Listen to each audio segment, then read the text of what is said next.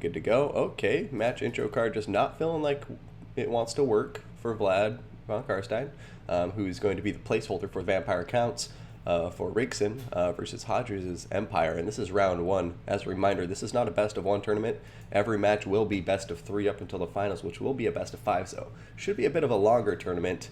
And we should see some of these players have more of a chance to make comebacks after initial setbacks and defeats. So decided to go with the best of three format for this one because everybody who got a position here earned it by getting into the top 16.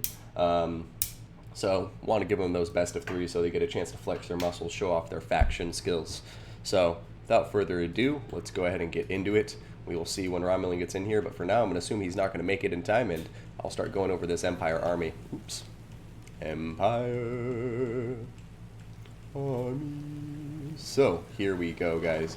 For the Empire, starting with the infantry, we're going to have 4 units of Empire Spearmen. He's then going to have 2 Flagellants, as well as the Swords of Sigmar, Unbreakable Regiment Renowned Swordsmen. We're going to have 4 units of Crossbows. I like that pick here in this matchup. We have the Silver Bullets, Regiment Renowned Handgunners. We also have a unit of Empire Knights and a unit of Knights of the Blazing Sun. Very beautiful model. Gotta love their armor and flaming lances. Going over to the leadership squad for the Empire, we're going to have 2 wizards on the ground, one being a light wizard, one being a jade wizard, both on horses. The light wizard will have Net of Mintok and nothing else, along with exorcism and the power stone for those abilities. We're going to have a jade wizard over here with regrowth, earthblood, and a power stone as well. So going to just see those 2 casters, one for healing, one for pinning in place. And then we're going to have up in the air Karl Franz, one of my personal favorite lords in the whole damn game. Such a tank. Or not a tank, such a dangerous man. He can kill anybody in a duel. He's got Gal It's Moraz. wild card weekend. Oh shit! It's wild card bitches. How you doing, Romeo? Doing well. How about yourself, man? I'm doing well, man. Reichland, Runefang, Stand Your Ground, Foe Seeker. What does the Vampire Coast have for us, Romulan Dawg? Look at that timing, by the way. Well, first, I just got to say, I got to get off my chest. For the last minute, I was talking and completely forgot my mic was muted. So, cheers, You're just y'all. like, you were probably like, why is my son ignoring me? He's so rude. Yeah. I'm like, oh, well, I was waiting for you to get back, but it seems like you already were back. I was like, oh, it's a mystery. What's going on? But anyway, nevertheless, it's good to be here with y'all for Wildcard Weekend. And the Vampire Coast is it's a pretty standard army, I must say. We have a whole bunch of deckhand mobs, backed up with some gunnery mobs. Make that 5. No, just 4 of the standard mobs. 4 polearm deckhand mobs. That looks like just 2. Zombie pirate gunnery mob, the handgun variant. Now to a little extra gunpowder, we do have 3 carronades, so it'll be quite a artillery duel here. Now to back up all these zombies, we do have a little bit of beef here in the form of some crabs, crab beef. We have just 3 standard the little crabs. Then we have old Count Nocti on his zombie boat. And I imagine he has a standard kit. Yeah, he has a summon, the bombardment, arcane conduit, the summon, and the heck, and yeah, all the standard stuff as well. He does have smoke and mirror as the passive speed buff. So yeah, we'll see what they can do here. It's a very shooty, crab-heavy army here. Let's see if the Empire has what it takes to butter this Vampire Coast army. Yeah, see if Karl Franz is eating at Red Lobster tonight or if he is going to be eaten at the bottom of the sea. Indeed, indeed. Yeah, I mean, both these very solid players. I'm excited to see how Rigson does. I feel like he's gotten second place in a few tournaments. And so we'll see if he can. Yeah, he's won a few tournaments as well, but yeah, he has been second to quite a few of your tournaments. Yeah, well, in Season 2, I just know he's come so close because, you know, we got those 5 players who won the tournaments, and I know he was close to making one of those positions, so I'm sure he's hungry for one of the top 3 here. Indeed, indeed, and looks like it'll be a difficult approach for the Empire. They may take a lot of damage on their Empire Knight. Who knows if their cav even makes it to the line in one piece. Yeah, absolutely. And also, I just forgot that I didn't put up any scorecards, so you can talk away for a second while I update this. Oh wow, the first cannon battery is just unloading on this poor lowly spearman. We have 24 models killed, about a third of the HP gone, though it is just a spearman. May have been better off just holding the shots for a better target. Possibly. Well, I mean, I guess with 3 of them, you're not too worried about the ammunition going away. Was there a gunnery white in that army? Did I miss? I did not see one, no. Okay. Now it looks like they are focusing completely on the Light Wizard. Interesting choice. I'd have to say I think the Jade Wizard is just much more crucial to this army's success. And although maybe he's just afraid of the net shooting and bringing down Nocti. That is a very real possibility. Now the cannons are bouncing from target to target. I must admit I don't really like this. I think if you're going to bounce from target to target, you need to stay a bit longer. Or I'd like to see pressure across the board.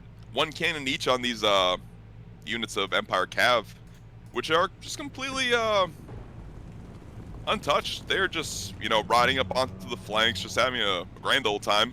Yeah. Here we go. If they could just eat a cannonball to the face right here, they'd be completely wrecked. And there we are. Wow, massive Noctilus. Cannonball. Yeah, Noctilus getting quite a lot of kills on those Empires, or Knights of the Blazing Sun. What was that? 7 kills with 1 shot. That's a lot of model damage.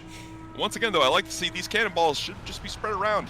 He's not having a great go of it trying to eliminate one target at a time with this focus fire. Just spread around the love, Everything deserves a cannonball. You get a cannonball. You get a cannonball. You get a cannonball. You're the ultimate cannonballs. Yeah, man. Everyone deserves a blast to the face. Yeah. I do want to point out that was a nice little charge there with those Empire Knights getting the side charge on the pirate mob and then pulling out over the top of them. Absolutely. Some good micro there coming from Hadris. And now they're taking some fire from the gunnery mob, but once again, it's just the Cav's not taking much pressure. It seems very odd to me. And now the Cav is going to get around the flank onto Noctilus. Look at this though. Karl Franz already at half health. Oh my goodness, what is he doing down deep into the enemy territory? This is so dangerous. And oh man. Yeah. Can't send Karl out by himself like that. He's a badass, but he's not a one-man army like King Lewin. Indeed, and a beautiful bombardment going down, hitting some knights, hitting some crossbows, a little 2 for 1. And there goes Karl. Franz is dead. That's probably just it for the Empire. They can fight valiantly as they still have leadership, but it's pretty tough to bring down Nocti without a hard hitter like Karl Franz in this army. Yeah, I mean, I just don't see anything besides the silver bullets and crossbows who could do it, and at this point, without Karl Franz to fly around, I feel like the Empire's just going to get bulldozed by all these crabs. They are not going to be buttering them. Absolutely, man. And with the crabs and the summons, the range units for the Empire won't be able to get any work done, really, as Karl was, put down a little bit of distraction and putting in some work while they just go about their business. But yeah. It was an odd choice to dive Karl into a very dangerous position there.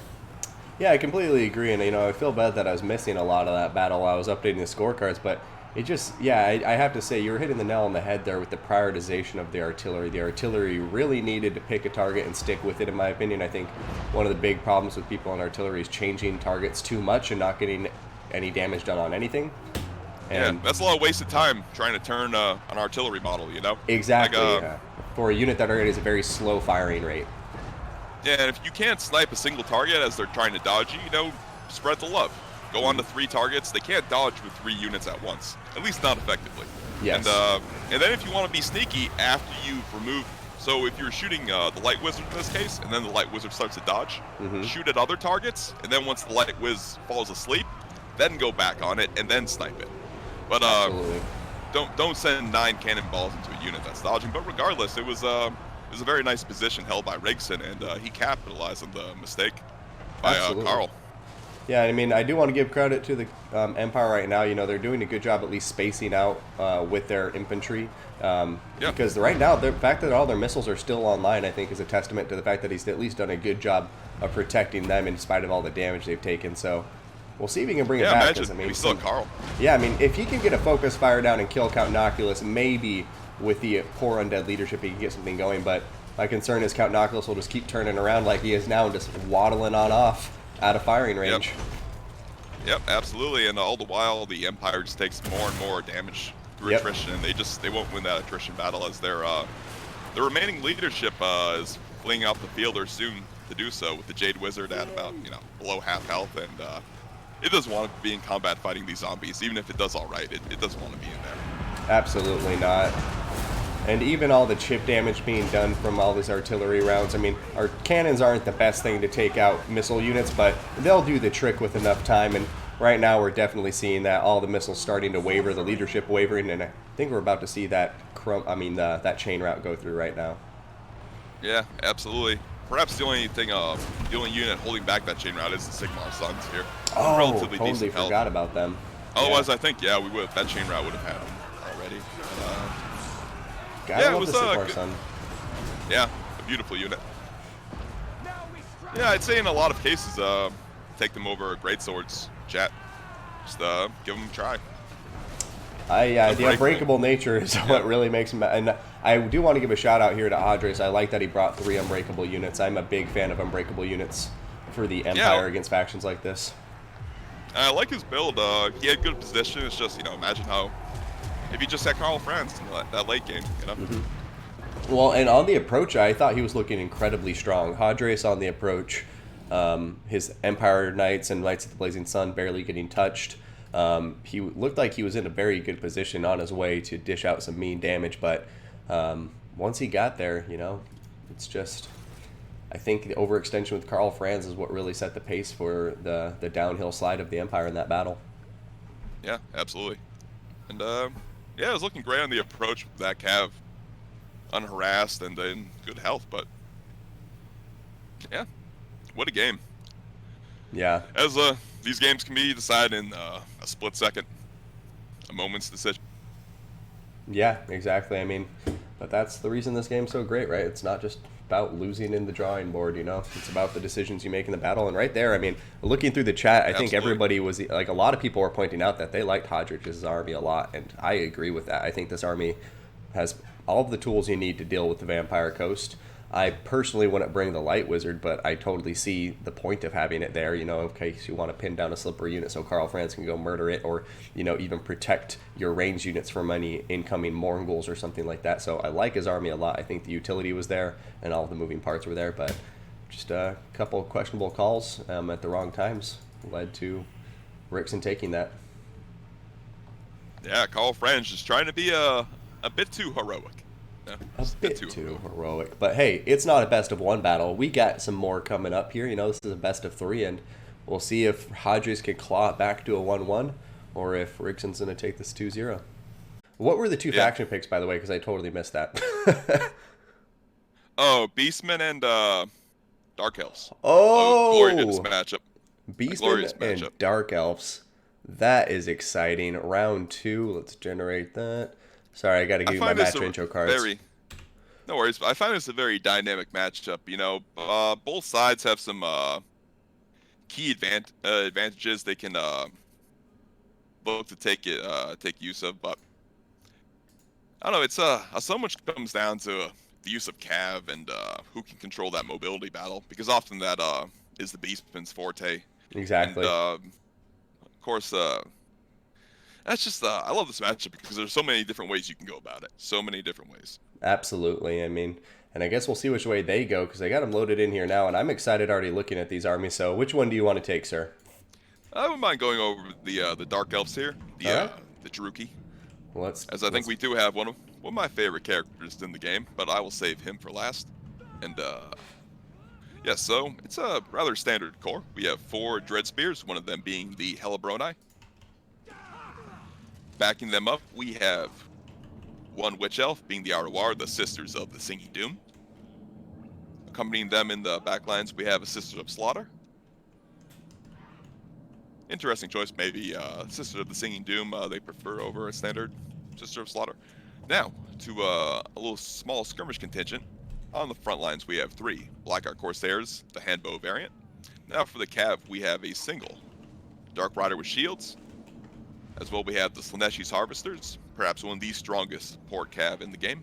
Mm-hmm. And we have Harpies accompanying, well, first we'll go over the lower Sorceress. It's a Sorceress of Death. She just has Spirit Leech. But now, in the air, what everyone has been waiting for, Malekith. And he is riding Seraphon, his Dark Dragon. And now, of course, he has Gaze of Malice, Stand Your Ground, Soul Stealer. And that is it for his kit. An interesting kit, I must say. And yeah, what has the Beastmen brought to deal with this Dark Elf threat, my son? Great question, Romulan. And looking at this Beastman army being brought by Rigton here, we're going to have a lot of infantry. So what appears to be 2 Bestigor herd, with the 3rd Bestigor herd being the Koroks Man-Rippers Regiment Renowned with that bonus versus large. We are going to also have 3 units of Gore herd with shields, as well as 4 Ungor herd, all of them with shields as well. Behind that, we're going to have 3 units of Ungor Raiders for that missile support. And then we are going to have one of my favorite units in the game, the Eye of Morslieb, Regiment Renowned Cygor.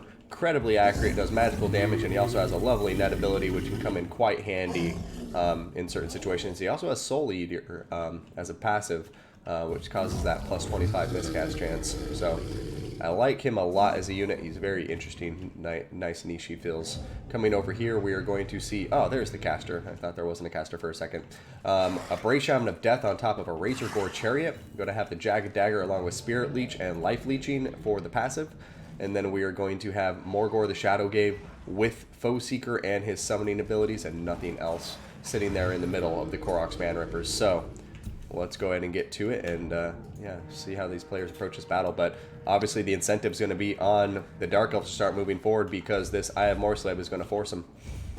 And a huge opening boulder coming out of that Eye of Morslieb, just smashing into a Black Ark Corsair, and oh, he sticks on the same target. Yeah, nice dodge. I'd always advise if you get that initial nice hit, switch to another target. You really only need to get some chunk damage down, especially on elves.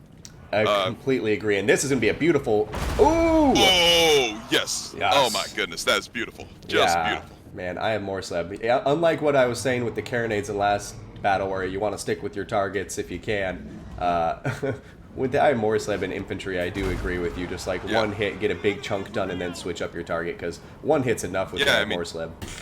And here, I mean, definitely here, when you have a unit at 50% health, you've done your damage. Oh, a nice dodge by the Koroks Man-Rippers. Beautiful. That's one breath just about completely wasted. It did not even kill a model. My goodness. And here comes the Gaze of Malice, though. Ooh. Very nice. Some good damage against those Ungor Raiders. And, oh, Eye of Morslieb targeting Malekith with that rock and still connecting. I love the Eye of Morslieb. Yeah, I like it. I like the visuals of this, but oh no, he certainly needs to spread around these rocks. I mean, honestly, if he can get a rock into the Slaneshi's Harvesters, that's massive. And ooh, look, a Soul Stealer. I'm not sure if that was from Malekith. It was from Malekith, and it got a ton of targets on that Soul Stealer, so not badly done. And oh, yeah, here we go. Is he? Is it going to be a rock? The Slaneshi's Harvesters go around the flank. He needs to pin him in place. Pin him in place. He still has the ability. Net. Because yeah, if he nets him, Eye of Morslieb has magical damage, and he will absolutely slaughter Slaneshi Harvesters. He needs to net him. Where is that net ability? He may have used it on Malekith a moment before to chuck that rock at him. That's a good point. I did not see. I didn't see that either, but that would make sense. Otherwise, he just missed a big opportunity. But that makes a lot of sense. That he probably. And as well, there are actually so many opportunities for the Eye of Morslieb right now. So many of the Dark Elf units are starting to double up in it. I mean, just pick a target. Look at these Sisters of Slaughter. Throw in the Sisters of Slaughter. My goodness. Oh. I mean. Oh no! You see, that was one thing I was wondering, because they're on the downhill slope. There's a chance that he does overshoot, but either way, I mean, how many kills has that thing gotten? 41. But here comes Malekith on top of the Bray Shaman, and a big hit on top of that Bray Shaman, and I don't see anything nearby to support. Okay, I guess there's some Bestigors, but I mean, they won't do much. There's just no mass to hold Malekith down in there, though. Yeah, and this is odd. Malekith, I mean, if he just went after this Bray Shaman, there's really nothing to stop him, like you're saying. He just needs to redirect onto him. But he's taking a lot of damage now, I have to say. He's down to half health. The armor piercing plus the anti-large of the spears is actually seeming to do a number, but Slaneshi Harvesters are diving into support now, and a terror route is always very, very close when you're dealing with Malekith, Sisters of Slaughter, and the Doomfire or Slaneshi Harvesters in a big blob. Yeah, absolutely. All of these Slaneshis are being left in combat with these Bestigors, and they're slowly getting dragged down. And Malekith is still in decent health, but he's fighting Morgor. And Morgor, you know, he's no pushover, and he can always surprise you in combat. Oh yeah. This is such an awkward engagement, I must say. For the Dark Elves are engaging in pockets here or there, and as are the Beastmen. It's just it's a bit of a cluster everywhere. Yeah, I mean, looking across the field of battle, I mean, it's just messy all over the place. I mean, Sorcerer trying to make sense of that. This. Yeah. Either players trying to find some sort of stability in their lines or some sort of advantage here or there. Well, yeah, I mean, because you look at this and everybody has pieces everywhere. There's no front line to speak of. There's no right flank or left flank. It's just a cacophony of madness. But the the Sorceress of Death is routing right now, and I would love to see the Bray Shaman go after her. But maybe he's worried about Malekith chasing him down. However, I feel that if Malekith chased him off the field, it'd actually be an advantage at this point, so the Beastmen could continue to mop up the center. But right now, it seems like the Beastmen are starting to take this away. Yeah, absolutely. They dragged down the Slaneshi's Harvesters, which were really left in combat far too long. I mean, they're a hit and run unit. You know, I mean, you can stay in combat with light infantry, but not. It was in a unit. I mean, in combat with 2 Bestigors, and now Malekith trying to fight the Cygor, but Ungor Raiders support. Yeah, I feel like it's all going pear-shaped. Yeah. It's just the Beastmen front line is a bit too sturdy, and I feel the Dark Elf engagements just weren't too concise and clear about where they wanted to engage and how they wanted to break through. Yeah, no, you're absolutely right. It was just not very clean engagements, and once again, I think similar to what we saw with Karl Franz in the last battle, we've kind of seen happen with Malekith a bit in this battle, where he's been flying around and getting combat, but it just doesn't seem that he's been finding the right synergy with other units he's trying to get in combat with. He's diving in places where he's not very well supported, leaving him in combat too long, and yeah, I think the Slaaneshi Harvesters are just the most important unit you have against the Beastmen as the Dark Elves, more than likely, just with their speed and physical resistance. So yeah, at this point, it looks like Beastmen's game to lose. Yeah, I mean, there's honestly only one unit on the entire Beastmen roster which can at all counter the Slaneshi's Harvesters. I mean, to be honest, if you get a good charge, you're going to rip apart a Minotaur Great Weapons with the Slaneshi's Harvesters. But then again, you have Word of Pain, so the one unit that can counter you are the Sons of Goros, and you could Word of Pain them and crush them in probably about 20 seconds. So it's really a unit that if you keep in good health, it will win you the game and absolutely just clean up everything on this map. Yeah. But yeah, it was just a bit, just the micro just wasn't keen enough. You need to be more on top of it. And only now is this Bray Shaman routing off. But yeah, I like to say if the Dark Elves had any hope of coming back here, but no, it's the Chain Route is about to hit. Malekith would need many Soul Stealers to make a comeback here, and we'll play to Rigson, a beautiful Beastman army. Absolutely a beautiful Beastman army, and good games to Hydrus as well, but yeah, it looks like Rigson just was able to control the pace of those battles. That's the thing, Falcon. The Sons of Goros will do well against Slaaneshi Harvesters, but then they get Word of Pain, and then they get Soul Stealered, and then they don't do very well. No. But in the straight-up matchup, they'll rip apart Warlocks, and they'll do very well against Slaneshi's Harvesters, but with those variables, not so much. Yeah. God damn it. I didn't even change the faction banners. Oh, my bad, man. I'm looking at the second screen this whole time as well. Oh, yeah. No, yeah. It's my bad. I'm just bummed that I didn't get to use a good, sexy Beastman banner. But oh well, hopefully we'll see some more Beastmen in the tournament as it goes forward, because I actually made a bunch of new banners, so wanted to nice. Yeah, you gotta see the goats then. Yeah, you gotta see the goats, you gotta see the new Dark Elf banners and stuff. Oh darn. Well, what you gonna do? Riggs. We'll need Rigson to play Beastmen again. He'll I probably think we play can count on Greenskins that. at least, but yeah. Yes. And speaking of Greenskins, I'm curious to see how Vicious Satsuma has done in his match. He was seeded at first place for this tournament, so let me know if you don't see any matches open that you want to hop into, by the way, bud. What do you think will win in a monster mash here? Because that's something I was actually curious about, because as I was uploading some of the YouTube videos of previous tournaments, I saw the battle where it was actually Sacred Band. It was Mist, though. Sacred Band Mist brought 2 Hydras and a Charybdis against Lizardmen and was able to win it. Now with High Elves, you have your Star Dragons and so forth. I mean, do you think going with single entity monsters as Dark Elves is a viable option, or just dangerous because of the missile power of the High Elves? I actually think you can really catch them off guard, and I mean, you can contest the air pretty easily against High Elves as Dark Elves, which seems very counterintuitive, but the reason for that is because of all your passive spell buffs, which, from Slaneshi's Harvesters, Doomfire Warlocks. Then, of course, you have the Beast Caster. Yep, Firecaster, and then Marathi with her air debuffs. You can pair that with some dragons, you can pair that with some harpies, a manticore summon, or just go Malekith in the air because he's an absolute tank. But of course, Wrathy for the debuffs, Malekith because he's just a beast. Mm-hmm. Either way, you can really, you know, surprise the High Elves there. And on a few occasions, I mean, you can kill, with the debuffs and everything, you can kill dragons very easily. And yeah, so I feel it's it's something the Dark Elves can absolutely do. Yeah. A Hydra can be really good as well because it can soak up the constant fire, the attrition damage the High Elves are trying to do to you. Mm-hmm. So they can, wear you down, heal through it, and then come out on top with their, single entities or, a dragon or just their cav at the end of the game, while the Dark Elves have found themselves whittled down and unable to sustain combat. But I do feel Dark Elves can always catch the High Elves off guard, but it's, with the star, with 3 growth, all that damage can be pretty tough because if you have a great play, it can completely be negated by those spells. Absolutely. No, couldn't have said it better myself. Very good analysis on that potential matchup with the Hydras.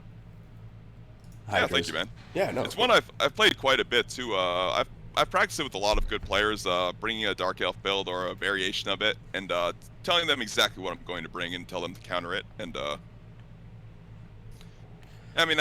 think it's a pretty strong build. It's a build you'll see Crusader or Tlax bring now and then, but I played it on the High Elf side quite a bit as well, and I know the strength of 3 Dragon Princes and Illyrian Reavers and just the spread out game that you can play because you're just faster than the Dark Elves. Yeah. Basically all. Besides Witch Elves in the infantry game, but besides that, you're pretty much faster all around with your dragons, your birds, your cav. Yeah. I think even Reavers have a slight speed advantage over Dark Riders, but I think it might be negligible. But regardless, there's a certain point where within like 6 to 8 speed difference, it's negligible. It's all it comes down to if they get the charge bonus or not. But it's pretty big with Dragon Princes and Cold One Knights. Since I think Cold One Knights have 66 and the Dragon Princes have 78. Yeah.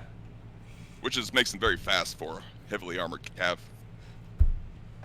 Most certainly does. And would you like to go over the angsty, masochistic Dark Elves or the pretentious, douchey High Elves, my friend? Oh, I like the Dark Elves. All right, let's see what you got over here with your nasty creeps. I do love me a little weird, and the Dark Elves always bring it for you. And it's I must admit, it's a different list than I really would have thought of. It still has some main elements I would have brought to the field, but a few little tools and a bit of flavor that I think is unique to Mookip, and it's pretty nice here. So, without further ado, we have a front line of 5 Dread Spears. Pretty standard, cost-effective, interesting. I usually like to see Bleak Swords, but regardless, we do have 2 Sisters of Slaughter, backing them up. As well, we have 2 Shades. An interesting choice, just a standard Shade. As well, we have 2 Reaper Bolt Throwers. Now, backing them up, we have 4 Cold One Knights. Just beautiful Raptor Cav. Absolutely glorious. And now for the leadership, it's like we're going very cost effective. Just the Supreme Sorcerer of Death. And it looks like, yeah, oh wow. Let's see if we can find her. She's hopping all around. Oh, there she is. Now, she went only 100 meters. Now, regardless, yeah, she is on foot. She only has Spirit Leech and Life Leeching, about as cheap as you can get. It's a very interesting choice. But of course, keep her in the woods here. I really like that, Keep her hidden, keep her safe. And now, what has the High Elf brought to deal with this Dark Elf debauchery, my son? Well, the High Elves here, with their noses pointed high towards the sky, have 5 units of Spearmen up front. They're then going to have a ton of ranged power here, which appears to be 4 units of Lothran Seaguard. I take that back, 5 units of Lothran Seaguard, all spread around in the bow formation in the back of their line. In front of them, we're going to have 3 units of Sisters of Averlorn. Aside from that, we're going to see 2 units of Nobles. I don't know, I said units. 2 Nobles on top of their horses here. They're going to be naked with their bonus versus large. And then we're going to see Techless. I love this Lord oh so much. As a matter of fact, you know what I'm going to do right now? Check out this blue faction banner. We're going to change it to Techless. Boom! Leading this army in the battle, going to have Net of a Mintok Enfeebling Foe, Potion Croy, and Greater Arcane Conduit. And that rounds out the High Elf army, guys. So Interesting, very atypical list. I mean, there's no cav to speak of. Do you see any hiding anywhere? Well, we do have the High Elf Nobles on their horses, but alone, as well as Techless, but only 3 horses. 3 single horses in an entire High Elf army. It is very odd to see that, and I'm surprised, I must say. I'm surprised to say the least. This is it's an interesting choice, maybe even an odd choice. As well, the Noble is on the horses. I think you need a couple more horses and put them on a chariot, maybe. As well. Yeah. Oh, wow. And a Spirit Leech going down on the Sisters of Avalorn, which I must say I really like. I like that. Putting that... Oh, actually... No, there's no healing. He needs to put on the Nobles. Oh, actually, damn, that's a good point. There is no healing on this field of battle besides Techless healing himself. And he has plenty of range damage to shoot the Sisters with the Reapers, but he needs to send his Spears out, and his Sisters of... I mean, his Sisters of Slaughter need to get in combat ASAP. They can't wait. They can't hold back. They can't let this massive range contingent get in range of his artillery and just rip it to pieces, and it's starting to do just that.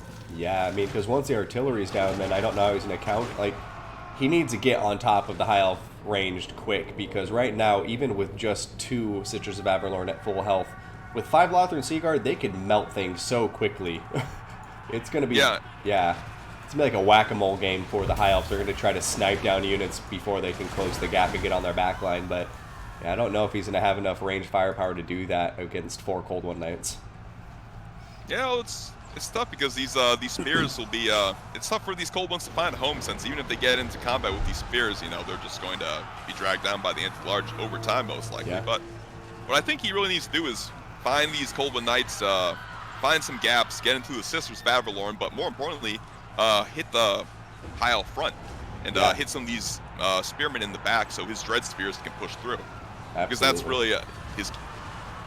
The Sisters of Slaughter are going to tear everything apart if this High Elf doesn't focus them down. So it's yeah, it's tough here. Yeah, I couldn't agree more. And right now, I mean, I'm just looking, and I mean, the Sisters of Avalorn have taken a ton of damage, but one of the Cold One Knights is dead as a doornail now. And the Cold One Knights, at half health. Yeah, so this could go either way. I mean, this is a very close battle as of now, and I'm curious to see. I mean, the Nobles diving in on the Cold One Knights are actually going to do very well, because if the Cold One Knights try to pull through, they're just going to get a bunch of free damage and model kills. And if they stay in combat, it provides a wonderful target for those missiles to kill. Yeah, I'd really like to see these Cold One Knights work in conjunction with the Sister of Slaughter to collapse the flanks, and then break down to the middle, and then just, you know, just win the flanks, and then, make a sandwich in the middle. But, you know, these Nobles on the horses are really doing quite well. I thought the Chariots would really be key so they could clean up the Dark Elf front, but these Spears are doing very well against the Dread Spears. It's often why I like to see the Bleak Swords against the High Elf Spearmen. It seems like they can punch through a little bit. Yeah. Better. We are going to see an Enfeebling Foe being popped down on top of the Sisters of Slaughter, which will significantly debuff their melee capabilities, but that should still be more than enough to deal with Lothran Seaguard. Absolutely. I mean, still, 20-32. But, yeah, it's odd, actually. I think I would have liked to see that debuff on some of the frontline units as well, you know? Yeah. And a Dread Spear here or there. And, I mean, looking across that battle, Noble getting on top of the Supreme Sorceress of Death, though, and this could be the moment that swings it in favor of Williamos over Mukit, but looks like the safe Sorceress is trying to pull out of there and get back into her own lines. But, I mean, at this point, the High Elves are looking like they're in a strong position because the Dark Elves have no mobility, right? Absolutely. Like, I don't see any mobility left on the field besides some really tattered Cold One Knights that are just barely regrouping. So yeah, the mobility now is has fallen to the Sisters of Slaughter with their measly 44 speed, and they can easily get picked apart by the remaining Sea Guard. But I mean, my goodness, these Sisters of Slaughter are just doing work, my son. I mean, look at them. Yeah, I think they both have about 156 kills, about 100 kills on the other one. I mean, they're just ripping apart the Sea Guard. But yeah, that is truly going to be the saving grace of these Dark Elves, is the Sisters of Slaughter, because it's the only thing they have that's chasing down all this ranged power. Oh, man. I completely underestimated the Sisters of Slaughter, to be honest. I didn't even notice that they were still so healthy in the backline and just slaughtering everybody. Yeah, it was the thing with the High Elf. They were focusing on the Cold One Knights, and all the while the Sisters of Slaughter were just chewing through their lines, just whipping them. Yeah, and now Techless could be dead. Yeah. what is he at? 700 health points. So we'll see if a potion Shakoi comes in. But now he's routing, and the noble's in here desperately trying to help out. But Sisters of Slaughter may be able to finish his job, and these last 2 Cold One Knights coming into combat may very well finish it off. Oops. Yeah, some true heroes, and yeah, my goodness, the Sister of Slaughter are just gonna just whip and tear the rest of this High Elf army to pieces. And that's so crazy. I was convinced like the High Elves had this in the bag, but now I'm seeing the balance of power swinging back, and the Sisters of Slaughter continuing to run around unchecked. And yeah, I guess I'm a believer now. The Sisters of Slaughter. Yeah, but now I got to go back to the nobles here. If these nobles were on chariots, the Sister of Slaughter would not even be a concern. He could just rip through them all day. I mean, the horses certainly helped with the cold ones as well, but the chariots would do fine in that battle. I mean, chariots always overperform versus cav because the high weapon damage, multiple attacks, AP damage. But yeah, it's just the chariots here I think would have been hindsight's 2020. More versatile. Yeah, absolutely. I mean, they did rip apart the Cold One Knights. Yeah, and I thought Teclis was dead, but I do see that he's actually regrouped over here with a noble. But he doesn't have any offensive magic, does he? Besides, no offensive spells. I was gonna say if he had some crazy vortex or like a fiery convocation and he got a perfect cast off, maybe just maybe he could kill this blob of Dark Elves and swing it back around with an assassination of the Supreme Sorceress. But I think his chances are growing more and more slim the more this battle wears on. Because these Sisters of Slaughter just aren't going anywhere. Yeah, it's odd not to bring any healing from Dark Elves either. Yeah. I mean, that's a big thing with these, the nobles. You get almost another, I mean, out of these 2 nobles, you get basically a 3rd noble. Exactly. As each noble almost has it's like a extra half noble with the healing, all the extra health you get. But yeah, it's this Dark Elf Doom Blob here. Yeah, Dark Elf Doom Blob, Sisters of Slaughter. These masochistic elves are going to come out on top in the end, it would seem. Because, I don't see how a Noble and Teclis can duke it out all on their own. Yeah, man. And, what a battle. What a battle, indeed. I mean, do I need to... Oh, actually, never mind. Hold on.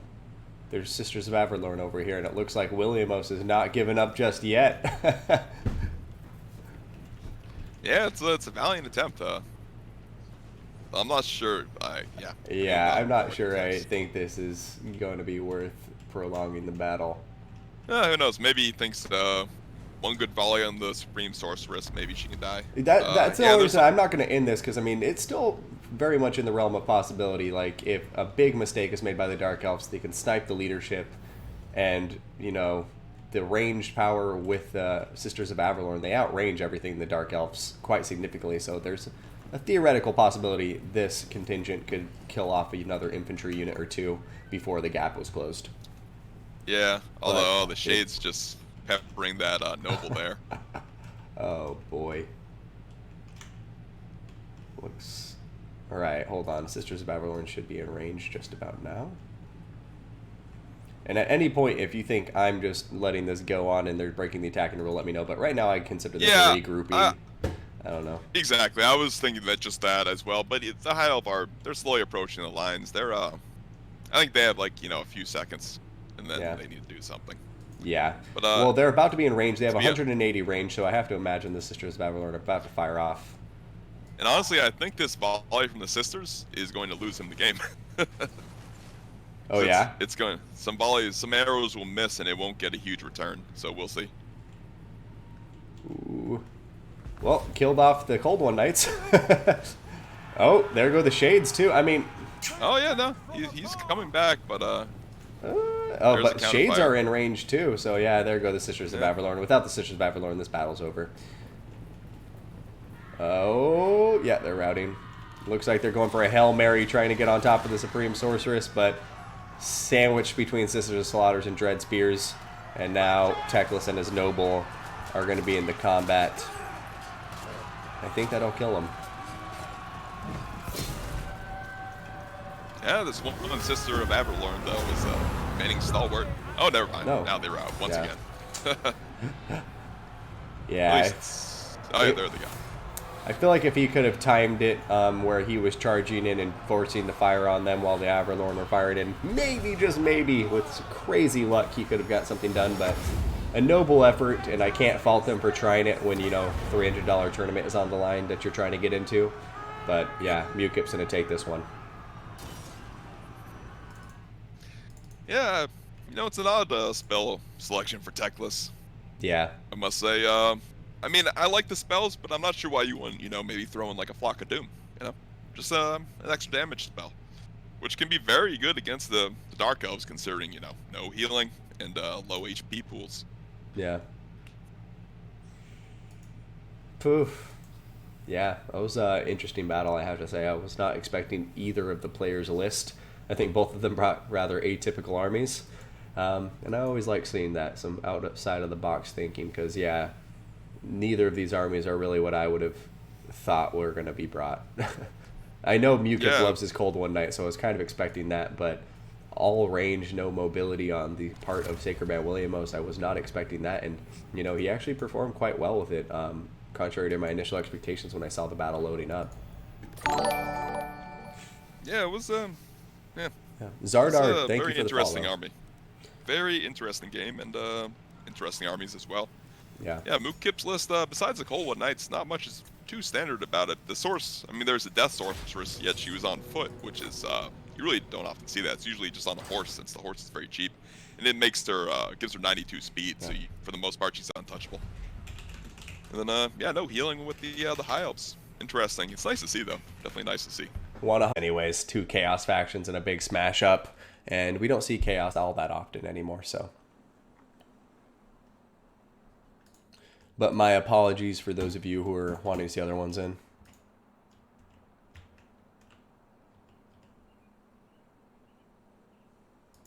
Yeah, perfectly debugged brackets is all things should be. All right, so we're going to see Rixen once again. And this is a battle for the Dark Gods. Oh my god, it's Rixen. Hey, do you want to take over one of these armies while I go pour myself a cup of coffee? For sure. Actually, after that, I may have to get a cup in a little while on my second cup, but absolutely, man. I will, I mean, I could go over both if you need me to. Oh, no, it won't take me a second, so I'll just keep a high-level camera view really quick, and I'll be right back as you start whatever faction you want. Perfect. Yeah, I'm going to go over, Chaos looks like they are a bit more static and set up and ready to go. Now we will start with the infantry, as always. Now in the front, we have 4 Chaos Marauders. Now, backing them up, we do have 3 Chosen. And backing up the Chosen, we have 2 Chaos Warriors with great weapons. Very solid front line. Straight chop through everything. Now we do have some skirmish cab on the flanks, being 4 Marauder Horsemen. Just a standard variant. Now for the Lords and Leadership, we have a Chaos Sorcerer of Shadows, Enfeebling Foe, Melkos, Scroll of Shielding, pretty standard kit, as well as Evasion. And for the Legendary Lord in this army, we have Big Daddy Kolek. Glad you said Kolek. And, right? It works perfectly with the banner. And now he has the standard kit, Lord of the Storm, Foe Seeker, as well as standard die. Interesting, often you'll see the Star Crusher instead of standard die. And that rounds out the Chaos list. Are you back, my son? I am back. By the sound of it? Like I say, what is the Beastmen? Yeah, so looking at the Beastmen contingent, you know, let's start with the infantry here. Similar, is this the exact same Yes, I'm army? going to go run and grab coffee. Okay, go grab coffee. Yeah, I mean, looking at this list, we're going to see the 3 best gore, one of which is going to be the Regiment Renowned Koroks Man-Rippers. The 3 Goreherd with shields, as we saw earlier, one of them being the Blackhorns Ravagers this time, though, Regiment Renowned. We're going to see actually a 4th Goreherd with shields, so 4 instead of what we saw last time. And then we're going to see 1, 2, 3 units of Ungor Spearmen with shields, 3 units of Ungor Raiders for that missile support. We're going to have 2 units of Centaurs with throwing axes over here in the forest, just looking like they're getting ready to come out and pelt whatever high value units come into range. I'm guessing they're going to be used to try to counter Kolek's movements. And then last but not least, we have the Hero Squad. So we're going to have a Bray Shaman of Death here on top of a Razor Gore Chariot. This Razor Gore, she will have the Jagged Dagger, Spirit Leech, and Life Leeching. And then we are going to come up here and have Morgor the Shadowgave once again, seeming to be the favorite preferred lord of Rigson here. He's going to have both of his summons here, the Spirit Essence of Chaos, as well as the Stave of Ruinous Corruption and Foe Seeker. Now that rounds out both of our players' armies, and I guess we'll see who comes out on top between these two Chaos worshipping factions, the Beastmen and the Warriors of Chaos.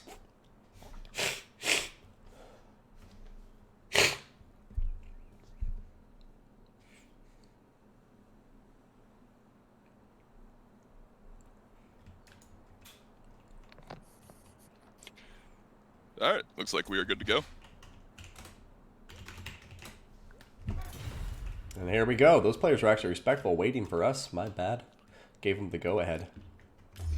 I told him prior for Riggs to wait for our signal, and oh, cool. like he kept in mind. Always a great sportsman. Indeed. Zero, been around for some time. Zero's been around quite a long time. He's been a frequenter of the stream for, I want to say, a better part of a year, so excited to see how he performs here. Oh my god, I misnamed my stream. Sweet. Oh, yeah, I know that feeling, man. Yeah, that's wonderful. Oh well. I'll fix it when I upload it to YouTube. My bad, everybody. I think you can change in the on the dashboard in between the next battle. That's But now we're just seeing a little skirmish phase. Which here we go. The Ungor Raiders are the key unit here. They should be able to be able to balance the power here in favor of the Beastmen. Oh yeah, for sure. One nice thing about archers, they trade very well with skirmish cav, as long as the skirmish cav isn't dodging like they are here.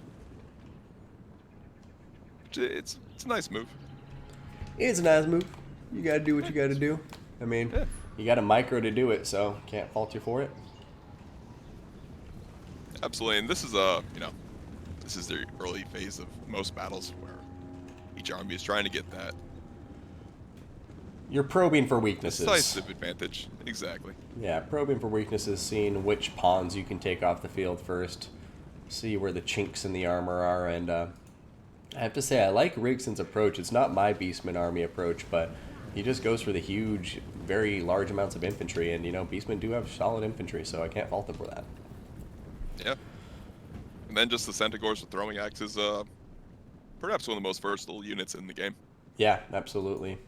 And, this is one thing I've been wondering is, I have Morsleb I actually bring against Chaos too, and I know he brought that previously against the Dark Elves, and I have to say, I have Morsleb right now would have been pretty nice, smashing all these Chosen as they walked up slowly. Yeah, man, instant value. Oh, instant value. Probably impossible not for it to, exceed its cost in a situation like this. Yeah, I mean... And it's just so good in this, because when players are trying to, win this skirmish phase, it's a game changer. Absolutely, because you just start the instant initiative. Exactly, you start smashing their Marauder Horsemen, you start smashing their infantry, whatever you need to do, and it looks like the Beastmen are about to get hit with something right here. Are they going to move? All right, looks like he's going to move just now. I gotta say, I really don't like this. No, not at all. It's trying to get an early cast off and get some early damage so you can recharge it, but there are just going to be so many better opportunities later in the game, Well, and it's just so easy to dodge that if you have no pressure and no distraction. Because, I mean, right now, what does Beastmen have to worry about? They're not really distracted. You want to make sure you have something going on before you try a cheeky move like that. Yeah. I mean, if they're trying to pull that off, it could go after an archer as well, because your opponent's micro will be elsewhere. So you can try and, take advantage of, a lapse of micro from the opponent. And looking at these archers, there's certainly an opportunity to do so if you just kind of probe the line, let them fall asleep, and then went for it. Yep, exactly.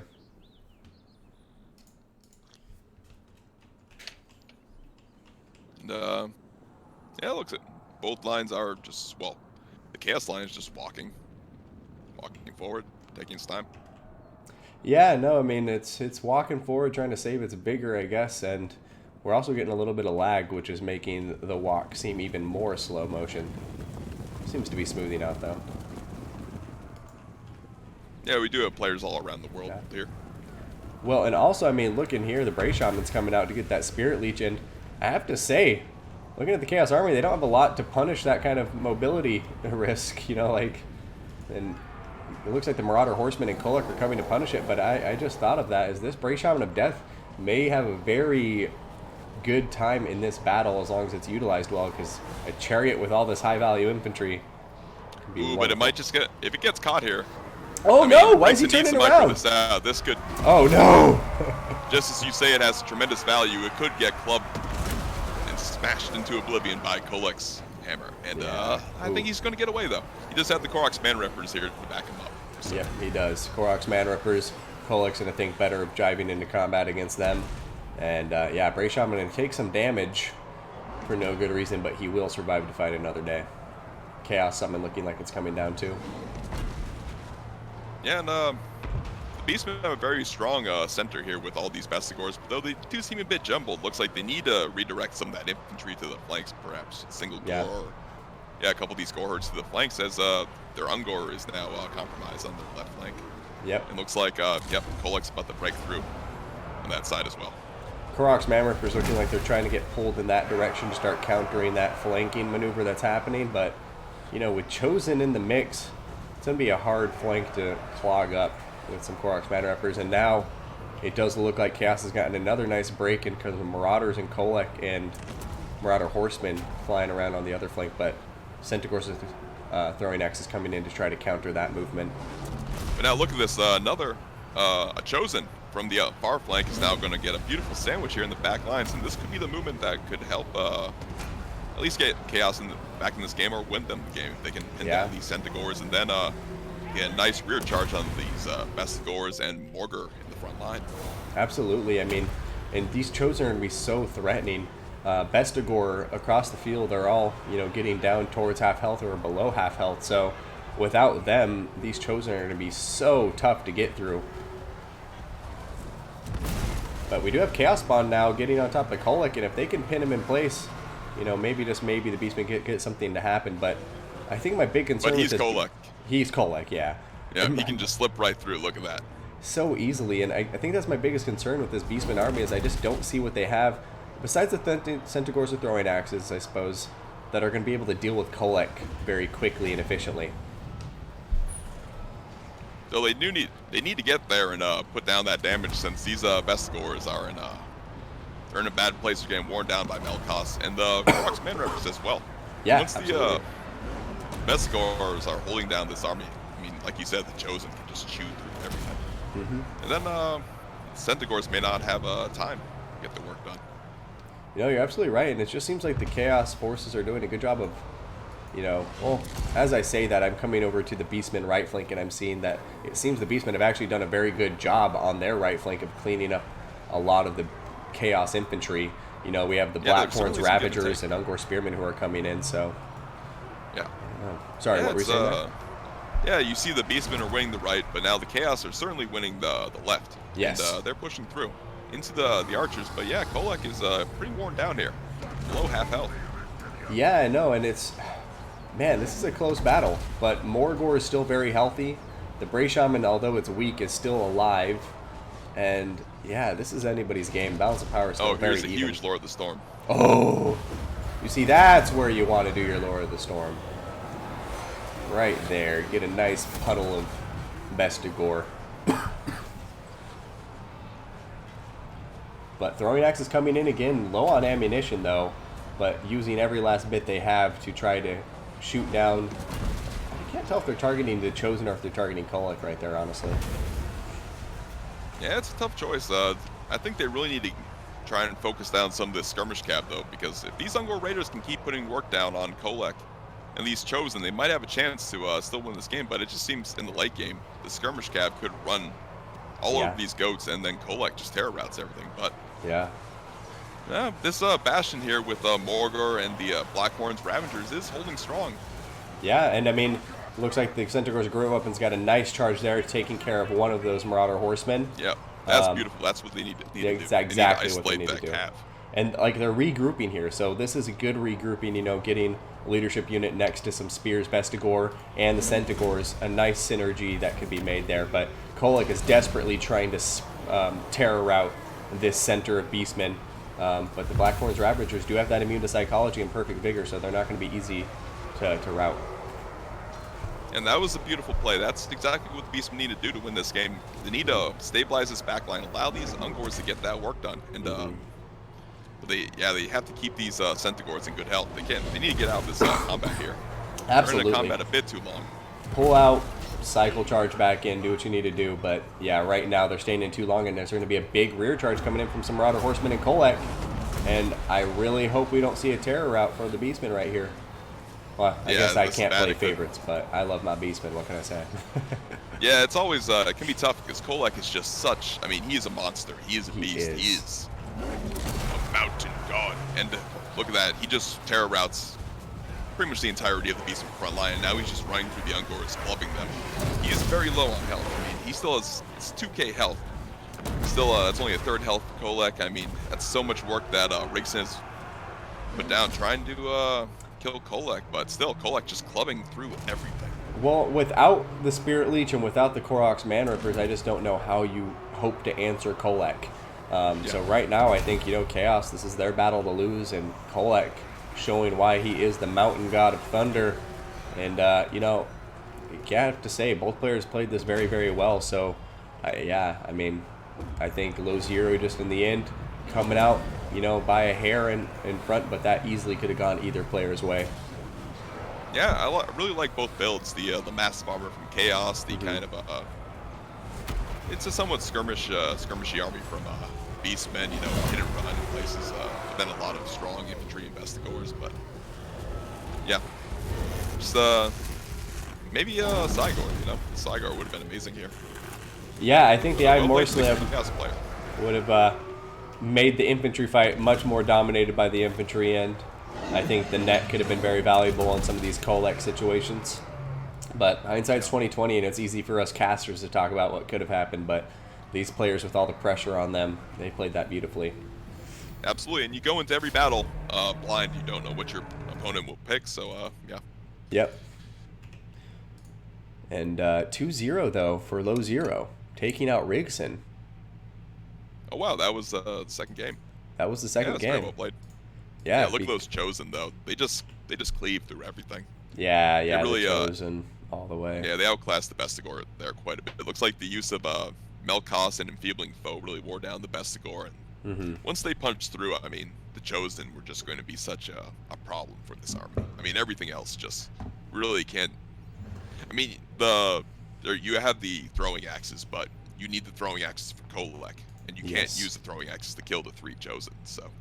Yeah, absolutely, and I mean, that's going to be one of our first upsets today because I believe Rigson was ranked at 2 and Low Zero was ranked 10 in this tournament. So Low Zero getting an upset over the second seeded player in the tournament. Yeah, unless I misunderstood their score before that. Yeah, no, that was it. Yeah, it seems so. Rigson has left and. Yeah, wow. I did not. No offense to Low Zero at all. I just wasn't expecting, I thought Rigson wasn't going to get all the way through there, but Low Zero really played those games beautifully. I want to see the first game where he played Dwarfs against the Vampire Coast. Yeah, it'd be interesting to see. Before we get ourselves too worked up, you want the Skaven or the Chaos, my friend? You want Skaven. Yes, yes. Tell them what do we got? What did the Skaven brought for us, man? Not enough doom wheels. Never enough doom wheels. But besides that, we do have a lot of other fun toys and good things, but seriously not enough Doom Wheels, man. No Doom Wheels. Yeah.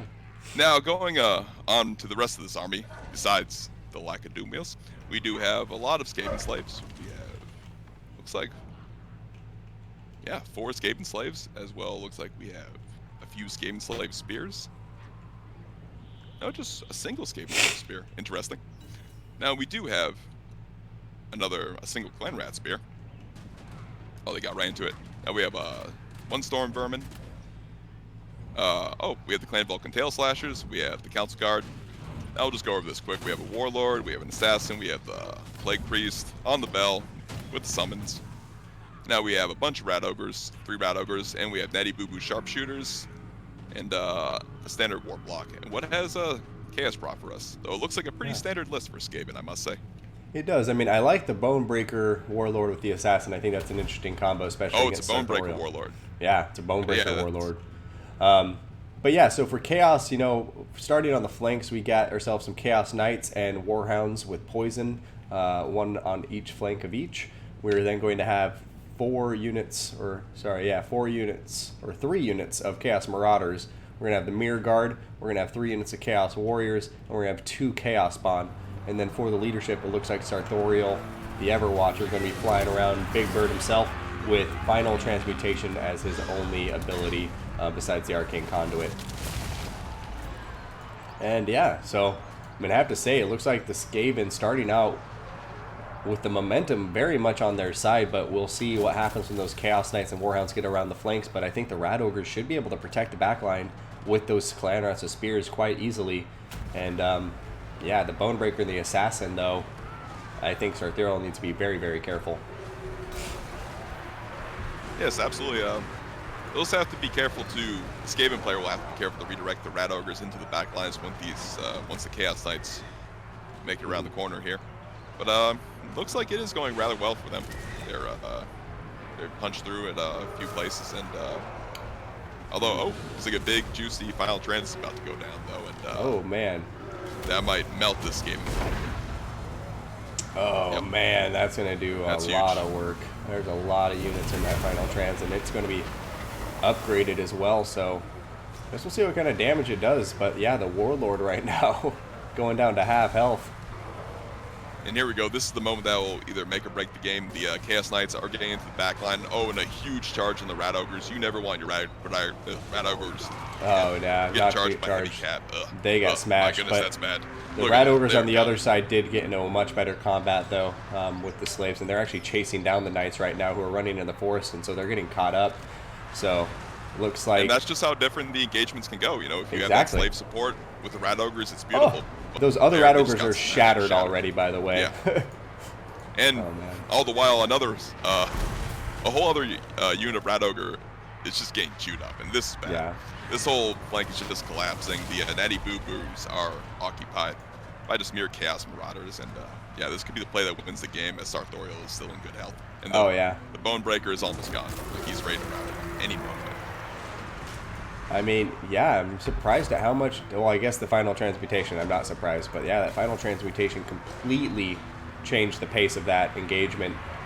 Chaos Knights over here, though, are getting chewed down by the Rat Ogres. So it's like one Chaos Knight doing incredibly well for itself, the other one getting close down to below half health.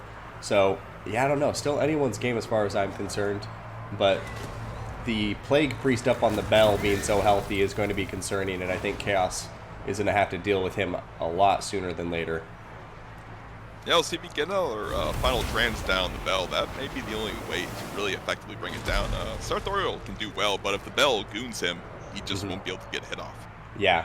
And also, once the the Warlord on his Bonebreaker and the Assassin come back, that's when Sartorial needs to start being careful again, because yeah, they may be low on health, but those two double teaming Sartorial can still do a lot of work, and they're coming back into the combat now. And Chaos looks like they have the weaker grouping of units in this combat right now, so they need to be very careful because both of their Chaos Knights are in it, but that's it. Chaos Knight Sartorial, and everything else is Skaven. Yeah, these Chaos Knights are being left in combat a bit too long. They're being Plague Monk's getting summoned too, and it's even singling them out more, so yeah, I worry for Chaos's chances now. Yeah. Yeah. Really, really good job singling out those units, and now that Sartorial is being forced to run away from the Assassin in the opposite direction of any of his forces. So, yeah, I don't know. This could be the moment that Chaos's back is broken. Yeah, Bane found a beautiful little bit of continuity here. They were able to stabilize the back line and get these Warblock Giselles active and shooting. And these, the Council Guard. Just MVPs here. That was a really epic dive charge that the the Bonebreaker did towards Sartorial right when Sartorial jumped up. It was pretty cool. This final trans though. Oh no. Well, actually, that final trans didn't get as many units, and it wasn't upgraded, so yeah. And the more you look around, Chaos is just so battered at this point. Yeah. The Mirror Guard those Chaos Knights, they really lost their only tool.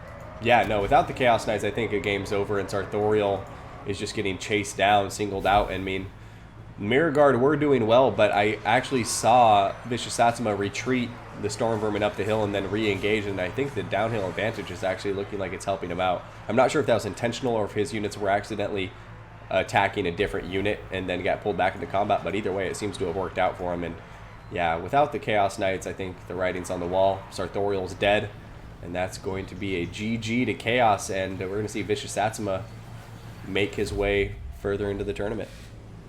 GG to Skaven, good sir. GG to Skaven indeed.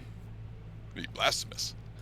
And yeah, just plenty of Warpstone. Yeah, making me eat my words. Not enough Doom Wheels, but still never enough Doom Wheels. But I really like the use of the Bonebreaker here, you know? Yeah, no, I do too. I the Assassin and the Bonebreaker, I like that a lot, and I think those two single-handedly were what took out Sartorial. Yeah, absolutely. They were able to pressure him all game, and he just wasn't able to jump around and goon the back line of the Skaven. And yeah, just look at all those slaves. Bunch of slaves, just some clan rats, and even the standard Storm Vermin did pretty well here. Oh yeah, absolutely. You can't argue with those kinds of results. I mean, I really like that army a lot. I'm looking at it right now, trying to think what I would change, but I mean, honestly, I think he had everything he needed. I'm not a big Clan Vulcan Tail Slashers guy, but somebody educate me and explain why I'm wrong, because, like, honestly, 80 kills speaks for itself, right? They give you a strong mid-tier infantry besides jumping up to the cost of a Plague Priest, so that's kind of where their niche lies. Gotcha. Instead of just bringing, you know, a standard Clan Rat, and for their cost, you know, they're a bargain for a rank 9 unit. As well, their fire resistance can actually come in handy if you're dealing with the Swords of Chaos, though they'd probably, you know, get ripped apart eventually anyway. But, I mean, it could help against Chaos with the fire resist. But still, it's just a rank 9 unit. Is Bretonnia or Lizardmen, my friend?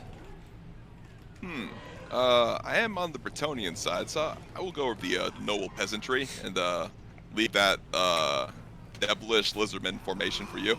Sounds good. And now going over the noble peasantry. Yes, that's right, chat. The noble peasantry, the true heroes of Bretonnia. We have 5 men-at-arms. As well, we have 3 men-at-arms with spears. Now we have 4. I'll make that 5 peasant bowmen, just a standard variant. Now we have, looks like 3 Knights of the Realm. Good cost-effective cav. And we do have the Royal Hippogriff Knights. A glorious unit. Now for the leadership, we do have a Paladin. Looks like he is just on foot.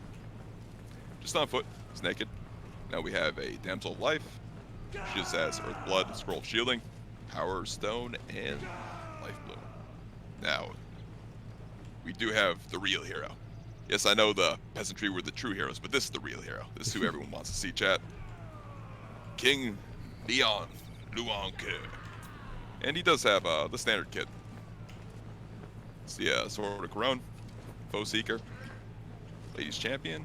Oh, and he does have Blessing. Oh, Blessing Lady, he always has. But yeah, that rounds up the Bretonnian army. Very interesting. What has the Lizardmen brought for us, my son? A great question. Looks like some cheeky action. Oh boy. So we got 3 Pterodon Riders vanguarded behind the Bretonnian force. We'll see how they are utilized.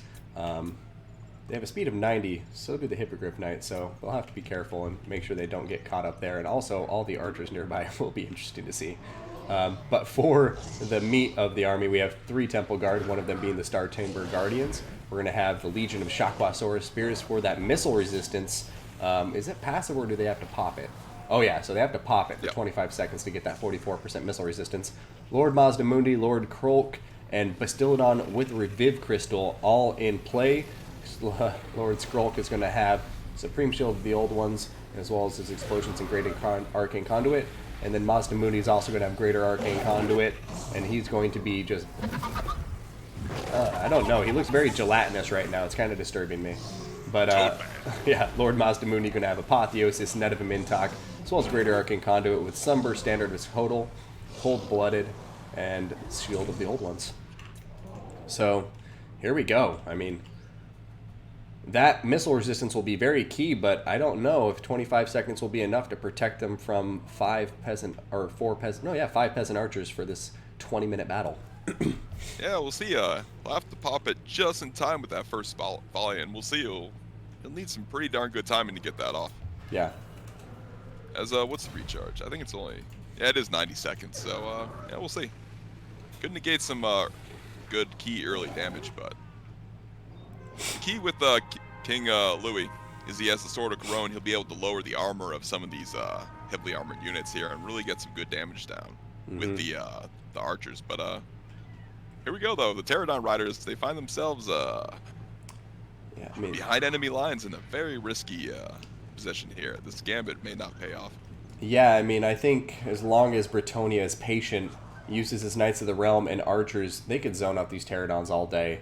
I think this battle is going to be all about how patient Bretonnia can be and how strategic they can be in getting the engagements they want and delaying the important Lizardmen forces while they get that missile fire down.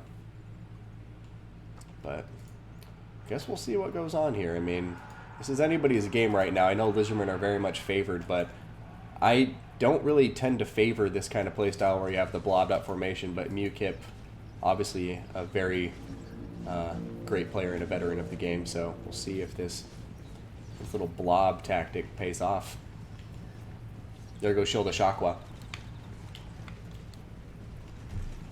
Yeah, putting down a huge missile resist, and yeah, these Temple Guard will make it in relatively good health. Well, I mean, you think it's 44% plus 35% block from their shield, so it's, you know, it's a lot of missile resistance, and these guys are barely going to take any damage at all, and yeah, almost want to see them save their ammunition until that thing goes away. Seems people are saying that the double slam may be illegal. Is that a new rule? Because I don't know, to be honest, that seemed very odd to me because it doesn't seem that bad, in my opinion, anyway. I didn't know that was a super weapon, double slam. Let me double check if it's a rule break there. So feel free to comment away while I pull that up. Yeah, I wouldn't see it as being a big thing though. Yeah, like this Death Star is gonna be a tough cookie to crack. Though this Peasant Bowman, still they may be able to wear down some of these Temple Guard and then get to ooh, Reviv Crystal's really out of position. If he can get the Reviv Crystal out of... Oh wow, yeah. Get kill the that Royal Reviv. Hippos on it, yeah. Yeah, quick. He's losing his opportunity. Oh, damn it, it's coming back in there. There he goes, diving in on top of it now. Yeah, he's got to pin it in. Yeah, he's got to send these Knights of the Realm to stop the Temple Guards from moving forward. He's got to separate them. Separate them. He's not going to do it. They're going to get on top of him. Yeah, he's focusing too much on this. All the other units are just left straight and not really being microed. They need to be active. I mean, the way to beat this blob is to be more active and cycle charge it while it's moving forward like this, you know, not protected, not braced. You need to be active. You need to hit it while you can, and yeah. As long as he keeps hitting Roof Knights, he has something that they can are crack absolutely right, dude. Yeah.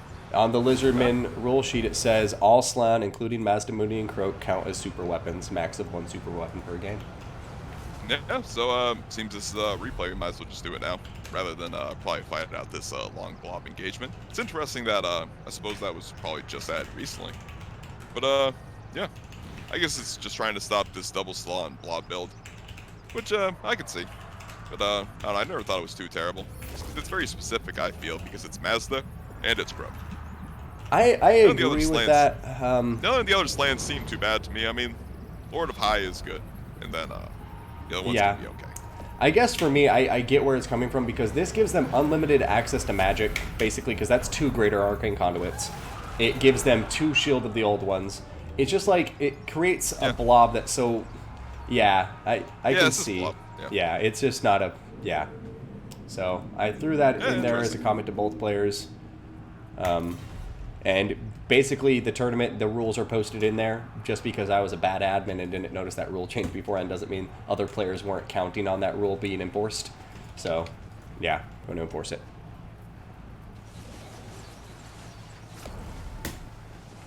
Yep.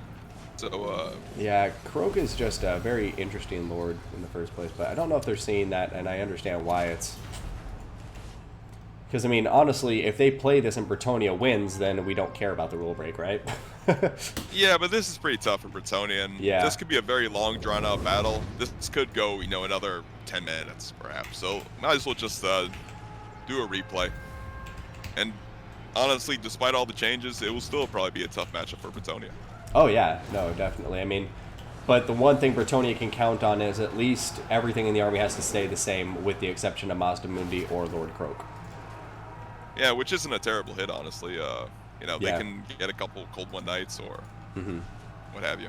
There's plenty of ways to go about it. They can even bring some, well, they actually, yeah, they could bring a Laser Lizard as well, or another Dino. You know, like, they could bring a Carno. Yeah. ODM So, Rame, good point. Croak is not a lord. He kind of should be a lord, shouldn't he? Well, he's one of the few, you know, legendary heroes in the game. Him and the Green Knight. So, in a way. I don't know if they just aren't seeing any of my messages, apparently. Yeah, just see if we can send them a message over. Actually, no, I don't think I can. It's odd. Okay, guys, come on. Because now we're just going to have to watch this blob and wait for them to notice our chat. Yeah, that's the thing. You don't. This could go on for quite some time. Okay, you got it. Okay, Muka, got it, cool. Okay, there we go. Cool. So, there we go, great. guys. Thanks, Man and Loopy. Seems like one of you may have reached Mukip. Yeah, and also thank you, Ram, for messaging me in Steam to let me know about that rule break. I totally missed that, so I appreciate it. There is no cap on what Bretonnia can do with their micro and their cav play and their heroes. So you can never count them out, I think, in any matchup. Yeah. It's difficult, sure. It's difficult. Do they have to work very hard for the win? Yeah, probably. Yeah. But with unlimited with micro and very precise cav play, they can always get it done. Yeah. Do not doubt the heroes of Bretonnia. Well, how about you go over Bretonnia again, my friend, and let's see what's changed in this list, and then I'll cover the Lizardmen. No evil shall stand before me. Oh my god, is that you, Lewin? My holy wrath will know no bound. Honor is all. Chivalry is all. And changes to your army is all. And let's see what they brought. Now, for the most part, it's the same list. Men-at-Arms, 5 peasant bowmen. But now there are a few changes. We have some peasants. We have 2 mounted yeomen. We do have a single unit of Pegasus Knights, which may be key to bring down those pesky pterodons. And besides that, we're seeing it's pretty much the same list. It's King Louis. There is no paladin this time. There is a damsel of life still with the same kit. But besides that, it's the same army. There are 4 men-at-arms, one of them being a spear, 2 peasants, and yeah. Let's see if they brought enough to counter that Lizardman army, and what changes has the Lizardman player made for us? It's made some interesting changes. I mean, one of the changes is we've gotten rid of Croak, and they've brought in a Bastillodon with a solar engine instead. And then I really like that. Yeah, I do too. And then he also brought a Skink Priest of Heavens up in the air with Wind Blast to deal with some of that archer fire I'm sure he's anticipating. But I have to say, this Pegasus Knight, that investment is so good now, especially because guess what? The Lizardmen put even more value in the air by adding a Skink Chief up there. So if the Hippogriff Knights, Lewin, and the the Pegasus Knights are able to get good engagements, they can take down that Lizardman Air Force, and then they'll be in a much better position. And the Mounted Yeoman Archers, I also like that pick, because they'll have the speed to help chase down the Pterodon Riders and keep the pressure up. So I really think the Lizardman Air Force is going to find itself in a precarious position with its dick stuck in its hands, just kind of like, oh, what do I do? But, yeah, absolutely. I really like the pick of the Mounted Yeoman as well to support that. Those that little bit of arrow fire could stun lock these Pterodons and help with that pursuit. Definitely, and we'll see how it goes. I mean, it's all going to be about the micro and the engagement. I mean, the Pegasus Knights do have 105 speed compared to the 90 speed of the Pterodon Riders, so that 15 speed difference I think will be significant enough to help them close that gap. Plus, Lewin with Foe Seeker can catch up to some of them too, so I think the Pterodon Riders are going to be, they're going to have to be microed perfectly to have any value in this game. Of course, they do have the poison, so that may help them, keep a bit of distance in that battle. But I mean, totally forgot very about that. risky play once again. Deploying behind the lines, not deterred from the previous game, and just going right after. I like it. I like it. I almost wonder if he's doing that to try to draw away a focus from the front line engagement and try to distract the archer fire or not. Oh, I guess I should run him. But yeah, I mean, I'm curious. I like both of the changes these players have made. I think the Lizardmen, I like their army a lot more now without Kroll. It's more dynamic. And the Solar Engine, I think, is a good pick. And the Solar Engine is going to be something the Pegasus Knights especially need to look out for. Yeah. It may be just as strong since instead of running this blob all over the map, they can they have the initiative and they can pick away at these archers and pressure the skies all the while. Well, and what I would love to see Bordiga do is instead of giving attack orders to chase the Pterodons, is cut off their avenue of escape.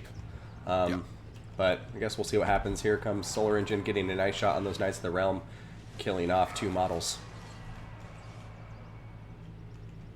Now with the archers, I don't like where these mounted yeomen. I really want to see them run around this Lizardman formation and cut off the Pterodons in the far corner. Exactly. I mean, it looks like one of the Pterodons is already getting caught up by the Pegasus Knights. That extra speed is just proving to be too much for them. And, yeah, these Pterodons are going to be on their heels the entire battle. And now the Lizardman forces, you know, just going to rely on the Solar Engine to do their talking for them. I would love to see Bretonnia pull back these Knights of the Realms to get them out of firing range. Because right now, you know, there's no reason the Solar Engine should have any good targets.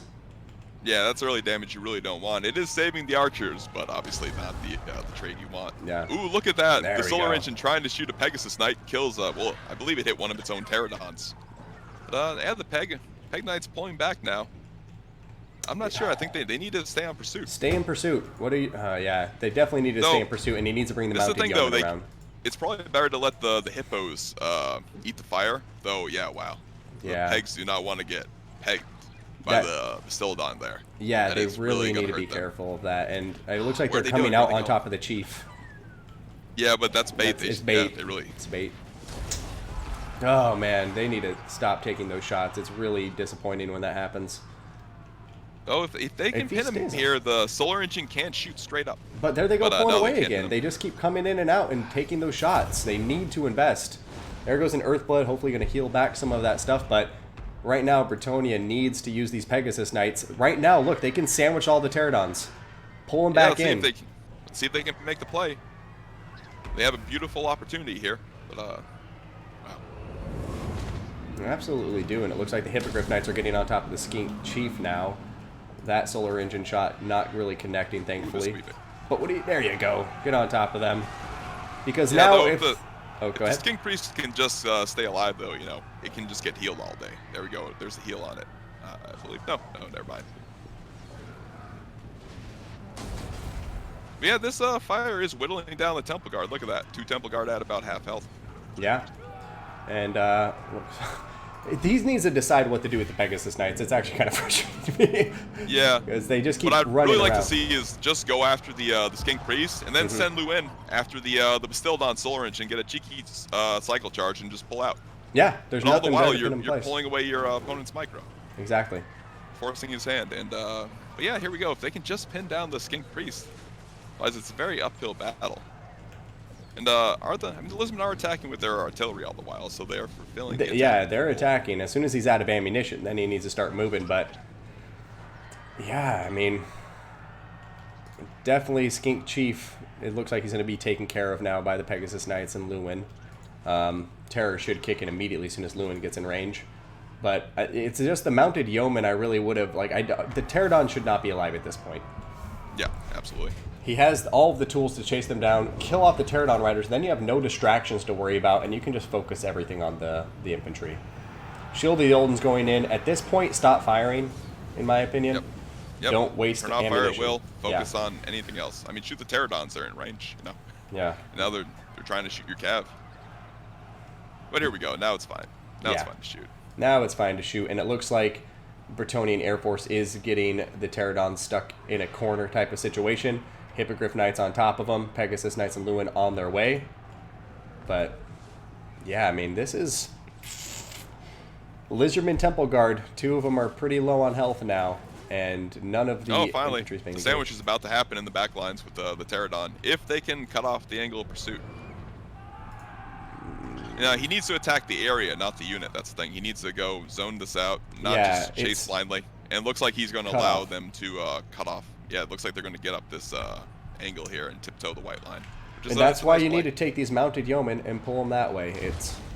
I don't know, maybe we're putting too much emphasis on the Pterodon riders, and he's recognizing that all of his ammunition just needs to be expended on top of the infantry to get him as weak as possible.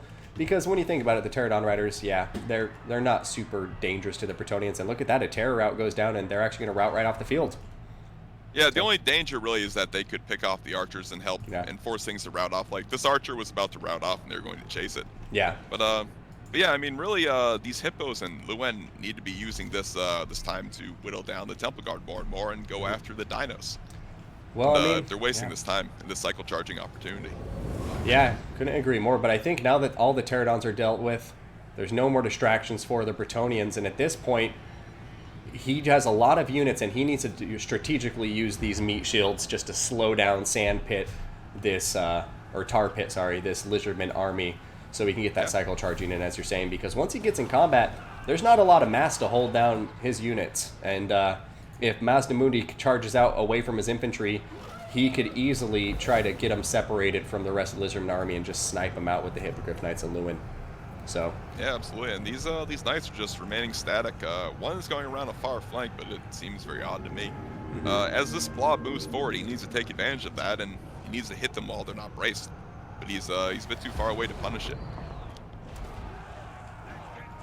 Yeah, it's the same thing. He's just letting this blob slowly approach. Yeah, same story. Well, I mean, he has one archer with a lot of ammunition to keep the attacking rule satisfied. And what I would love to see him do here is just like a little bit of a Kanai tactic, you know, make his center buckle, keep on letting the blob go further into center, and then keep on using his other units to surround. And yeah, I mean, Apotheosis is being cast on top of Temple Guard right now. Got the Reviv Crystal, which is going to be able to resurrect units, but yeah, balance of power slightly in favor of Bretonnia. And I think as long as because he has so much infantry right now. Like, there's really no damage done to the Bretonian infantry right now. And although they won't be able to kill anything, he could have a cycle charging field day as long as he times it right with all these men-at-arms. And all he really needs to do with his infantry is try to bait out a charge here or there and pry some of this infantry open. You know, pry this box open, get the can open, get inside, and smash it. And if he can get, you know, one good rear charge on these two weakened Temple Guard, that could change the entire complexity of the game, since the box will be broken. Absolutely. It looks like we have some Knights of the Realm coming over here. Are they charging into the Star Guard? Yeah, Star Chamber Guardians. Gonna pull this is out. nice. Cycle charge, but don't cycle charge while they're static and they're braced, you know? Like, he Yeah. needs to put infantry and then charge. Yeah. You know, it's just... Now, the Lizardmen need to do something, though. Yeah, because right now he has no ammunition, so... Even if he's just running, he needs to run. Because he can attack the archers with his dinos. Yep. There's no reason to just walk up with the Temple Guard. Exactly. Besides just being overly cautious and, yeah. Because as soon as... he can walk up with a Temple Guard, but he needs to keep walking. He needs to attack. Yes, he needs to attack, and right now it's... As soon as the Solar Engine ran out of ammunition, he needs to attack. Because Bretonnia is attacking. I don't even know why he's sending in men-at-arms. Like, as long as he's shooting them, he's attacking. Yeah. Yeah. Yeah, doesn't even need to use the men-at-arms. Or, he can start throwing the peasant bowmen pretty soon and just try and cycle charge some of these guys. Yeah, I mean, but, I'm wondering how much magic Legion of Mazda Chakwa has. back. It's a smart play. He's shooting some of the archers in the back in this blob, and that's something what he needs to do. Yeah. Oh, Legion of Chakwa's not facing the right way. I'd love to see a cheeky charge, but it looks like they'll get turned around right now. I mean, Lizard isn't attacking. He's just getting shot. Also, I don't know why isn't Bretonnia cycle charging with Luen and kill some Temple Guard here or there, like, because Luen can heal all the while. So. Okay, here he goes, moving out to attack, it would seem. Yeah. That was quite some time just sitting there being static. It really was. Yeah. I have to say, this isn't the most fun battle to cast, and I feel bad for anybody. And maybe it's very entertaining for some people, but it's a very static battle, with just a lot of positioning. And I don't know what the Lizards are doing right now, but I'm going to give them another warning.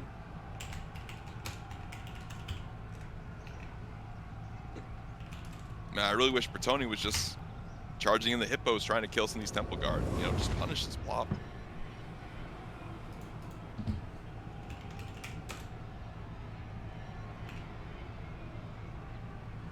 Yeah, I need his like chest. Need to have high IQ to appreciate the beauty. Yeah, because he's just. I mean, he's moving, But he's not. healing all the while. And I get it. It's like he's having a frustration because it's like when he moves, the infantry is running away from him. But yeah, He can catch all the infantry though. The Temple Guard are faster, you know. So it's true. All right, there they go. Bretonnia being so cheeky. But as soon as he runs out of ammunition, I'm gonna. Oh, is Bretonnia out of ammunition now?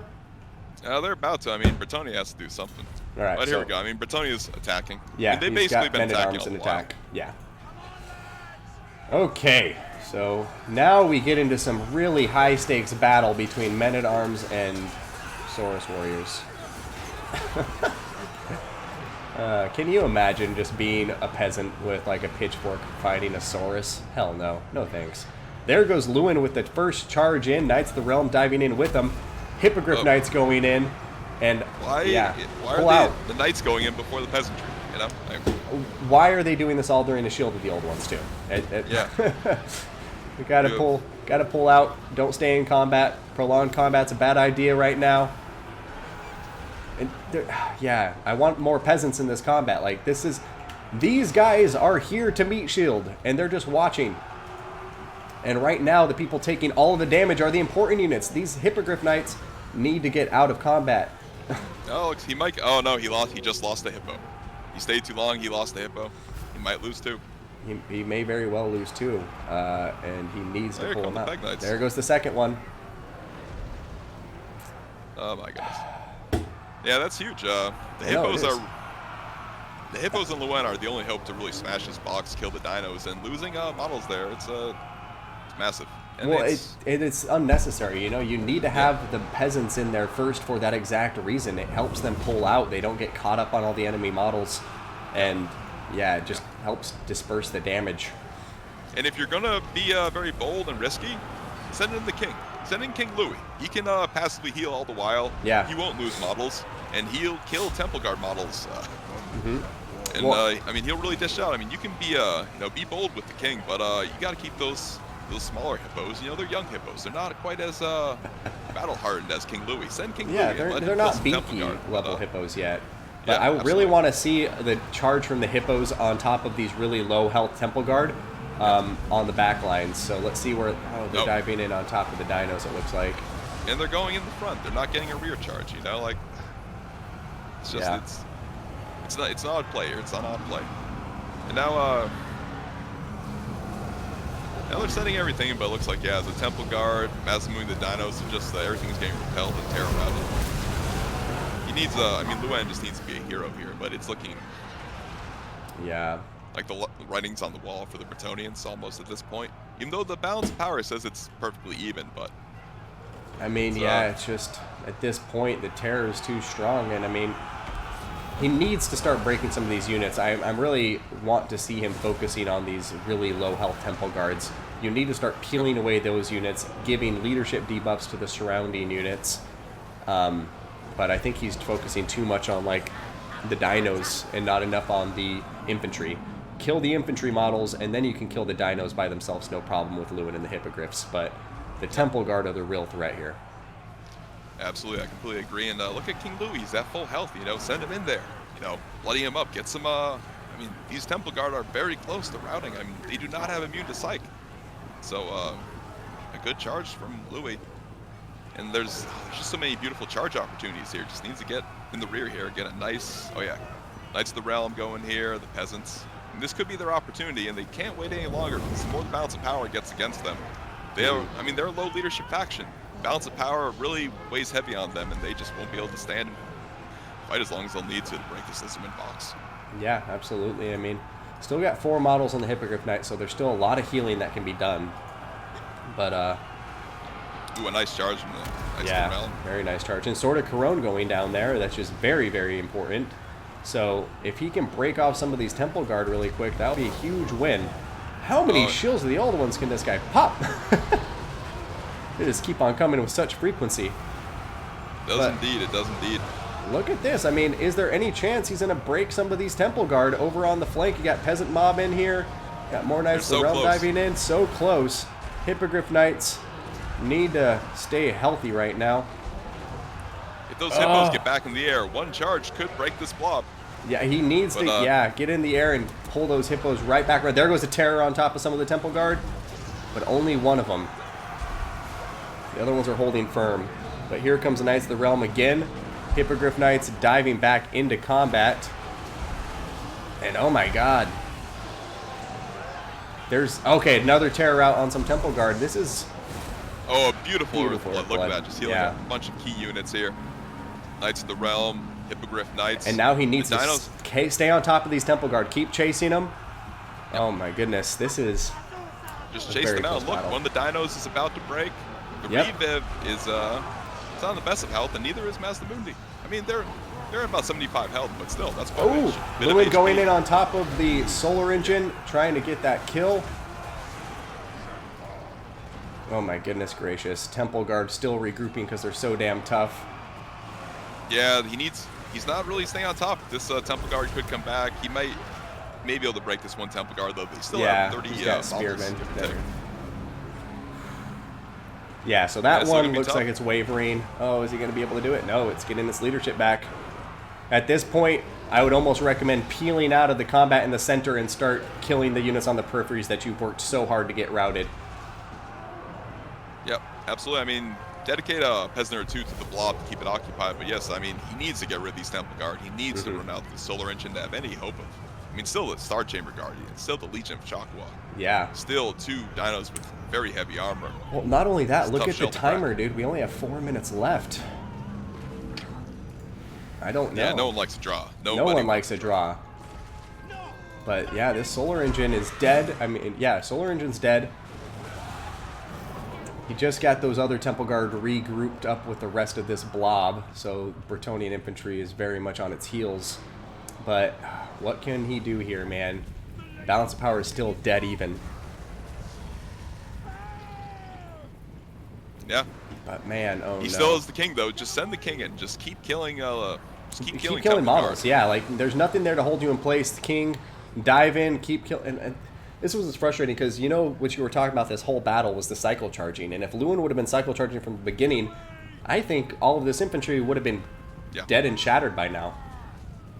But he has not been getting enough damage over time, and Lewin isn't even close to his healing cap that it looks like. Yeah, he still has plenty of healing to go, so Lewin has been used very conservatively this whole fight.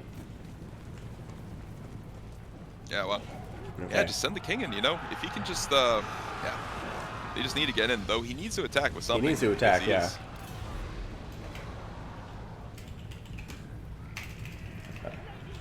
But the longer he waits, the more routes on his infantry, and, you know, 3 routes equals a shatter, and then they're gone for good. And, oh, here we go. There we go. It's a nice charge, but, those hippos looks like they may be punished for this. Maybe. Nope, they're getting up in the air. And what he needs to do is punish the Lizardmen. Turn around and charge into that infantry with Lewin. What are you doing, Lewin?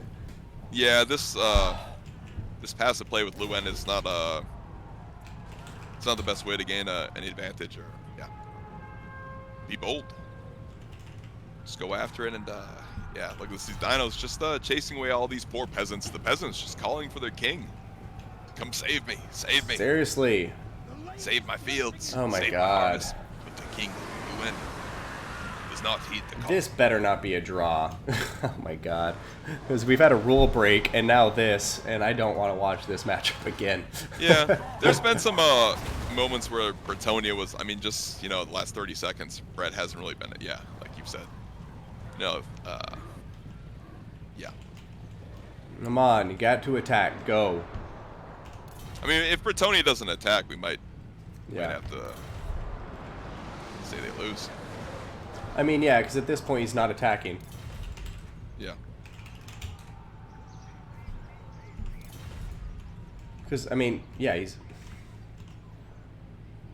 So I say Brett attack or lose, because I feel he is just running away. Like, what is he doing? You know? Because right here, there's like, if you're sending in piecemeal peasants, there's no purpose other than stalling. And when there's 1 minute left, we can't afford that. So it's like, at this point, balls to the wall. Everybody goes in. Win it if you can. Otherwise, I don't want to draw. Yeah. And I get it. Both of these guys have been playing the game very close to their chest, but just not the most fun battle to watch. I mean, I enjoy it. Well, I always see but... if you draw the game out to the point, you know, where it does become a draw because of you know, tactics and what have you. I mean, you're trying to win, but still, it's yeah, it doesn't go in your favor. But look at Lewin, stand your ground popped, and he's standing his ground. Hitting the reviv crystal. If only they could have just done this earlier. But still, King Louis going in there, fighting out for his people, trying to break this dino threat. But damn it, we'll see. It'll be tough. Yeah.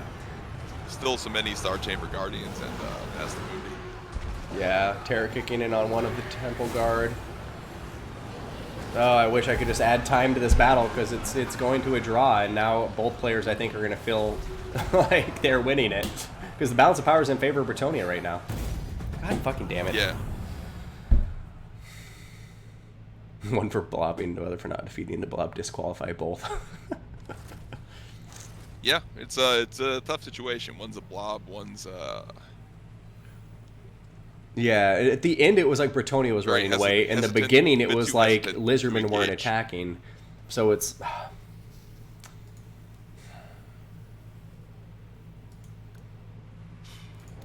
Could it be a replay with new factions? I wonder. But he did waste quite a bit of time running around. The Bretonians seemed like they were going to lose at one point. They were charging, but then they just kind of ran off to the peripheries, and it was kind of... Yeah, I guess for me it's tough because he delayed, but at the end I think Bretonnia was going to win that. You know what I mean? Well, I think Bretonnia could have won if they were attacking, but they weren't really attacking, you know? That's the problem. Like, if they went after it, they could have won it with Luen, but they weren't even really doing that. And, but yeah, it's probably like, Mukip, that's the thing, Mukip was also kind of ping-ponging back and forth without really attacking anywhere, just healing all the time. I don't know, it's tough. I like to see what chat is saying as well. Yeah, let me read through the chat. Chat, what do you say? Rematch with different factions. Do I just... Because I'm having a hard time. It's like, at the end, I know Bretonnia was not attacking the way they should have been. But at the beginning, Lizardmen were ping-ponging. So it's like, both of these players are at fault, in my opinion, in terms of how this battle got to a draw.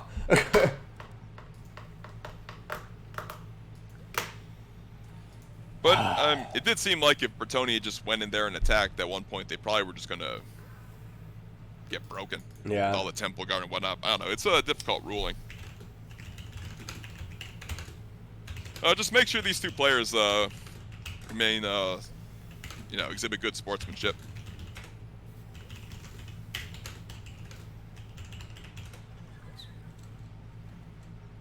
Yeah. All right. Map will be... do you have any preference on map? I'm just going to make it a random map. Something small. All right. How about... Essence of Chaos. Spirit.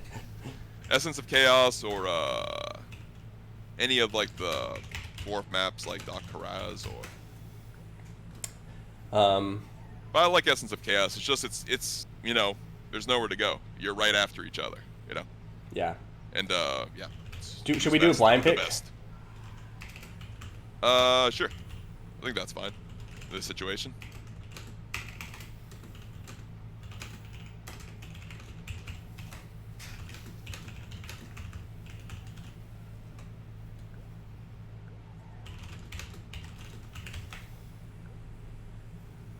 Replay between the two players because I couldn't make a call to determine that last battle in good conscience. At the end, Bretonnia was definitely the person at fault. In the beginning, I think the Lizardmen ping-ponged around too much. But ultimately, in the end there, it looked like Bretonnia had a very real chance of winning. And so, in good conscience, I just wanted them to replay this, different factions, settle it like gentlemen. So, BBB Bordiga versus ODM UKIP Beastmen versus Dark Elves to to determine who will proceed to the semifinals of the wildcard tournament for Season 2 of the HW Tournament League.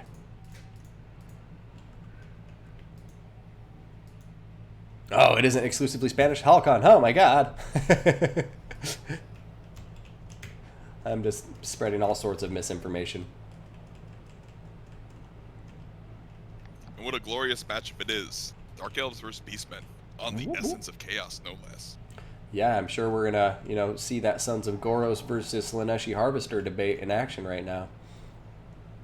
Yeah, absolutely. Okay, so well, perhaps not today. yeah, no, neither one of them have either of those units. And my only question is why. I don't know, Two but very strong units, but we'll see if this, they can find glory with these units nonetheless. Which army shall I start with? I know you probably want the Beastmen, don't you? you know what? I did Beastmen last time, so how about you take over the Beastmen? I'll do the Dark Elves. I will indeed. All right. So starting with the beautiful goat people, we have 4, make it 5 Ungor Spearherds. All of them with, just the non-shielded variant. Now backing them up, we do have some Gors. Just, 3. 3 standard Gore herds. Now we do have 3 Ungor Raiders. Now for the cavalry contingent, we have, make that 2 Centaurs with great weapons, with a Chaos Warhound on the flank, and we have 4 Centaurs with throwing axes. Really this is the true power and damage potential of this army in the throwing axes, and the Ungor Raiders. Quite a strong range contingent here. Now for the leadership, we do have a Ray Shaman, or Beast with Flock of Doom and the Manticore Summon, Transformation of Kadan. And we have Morgor the Shadow Gave with the standard kit, 2 summons, and that rounds out the Beastmen army. As we do have, no, I mentioned that Hound already. Yep, that is the Beastmen army. What has the Dark Elf to deal with this? Goat. Well, the Dark Elf army has brought something rather interesting. So what we have here are going to be 5 units of Witch Elves, 3 units of Dread Spears. He's going to have a backline of 4 Cold One Knights. And then, other than that, the only thing he's going to have is Malekith up in the air. On top is Black Dragon Seraphim, who has Gaze of Malice, Stand Your Ground, Soul Stealer, Power of Darkness, and that will be all. So both these players going a little bit outside of the box with their builds, and I think what's going to be really key here is to see what kind of damage these throwing axes can do on top of the Cold One Knights. I mean, they have a lot more speed than them at 84 compared to 66. So as long as they're microed well, these Centaurs could be leading these Cold One Knights around the map all day, and if they get enough damage and to get some rampage, I think that's going to be absolutely key. But when you look at the infantry, I think the Beastmen are in for a world of hurt potentially when it comes to the Sisters of Slaughter, with the Witch Elves, because Witch Elves are going to tear through all of these Ungor Spearmen. So it's really going to be key to see what these Ungor Raiders can do and dish out damage before they close that gap. And how do Goreherd trade against Witch Elves, Romulan? I'm not quite familiar with that matchup right now. Not so well. The Witch Elves, they may trade okay, but the Witch Elves are just going to tear them apart as well. The Madness of Cain, they will trade quite well with all the goats. And the thing is, they're just so fast, the goats can't run away. So they should be able to get into the Ungors, close the distance very quickly, and just buzzsaw their way through this front line. And it's going to be tough for the Centaurs to get their work done before that happens, since this gap is so quick. But the Beastman player is intelligently pulling back. That's a great first move here. He really what you want to do, because look at this damage. Look at this Cold One Knight already, almost at half health. Look at that. And if Beacons gets Rampage on it, then boom, instant win. Witch Elves are coming out here, but they may be getting themselves into a position they don't necessarily want to be in. They can cause Rampage, but he needs to charge him, though. That's a big miss. A nice cycle charge here, and this could be a completely compromised unit already, but now he has to pull back. He needs to pull back. The Cold One Knights are coming in. Yep. Yeah, oh, look at this. Another nice grab, though. Another Cold One Knight could be going the wayside here. Oh, yeah. The great weapons on top of it. I think he should pull out now before the other ones get in there. Yeah, absolutely. Probably leave the Hound in and then just pull the Centaur so you can get away freely with both your Centaurs intact. But, oh, look. Rampage is going down on the other Centaur. That's bad. Oh, yeah, that is very bad. Over here, though, Rampage, as soon as the Rampage goes down, those Centaurs with great weapons are dead as doornails. But the throwing axes are still dishing out a ton of damage onto those Cold One Knights.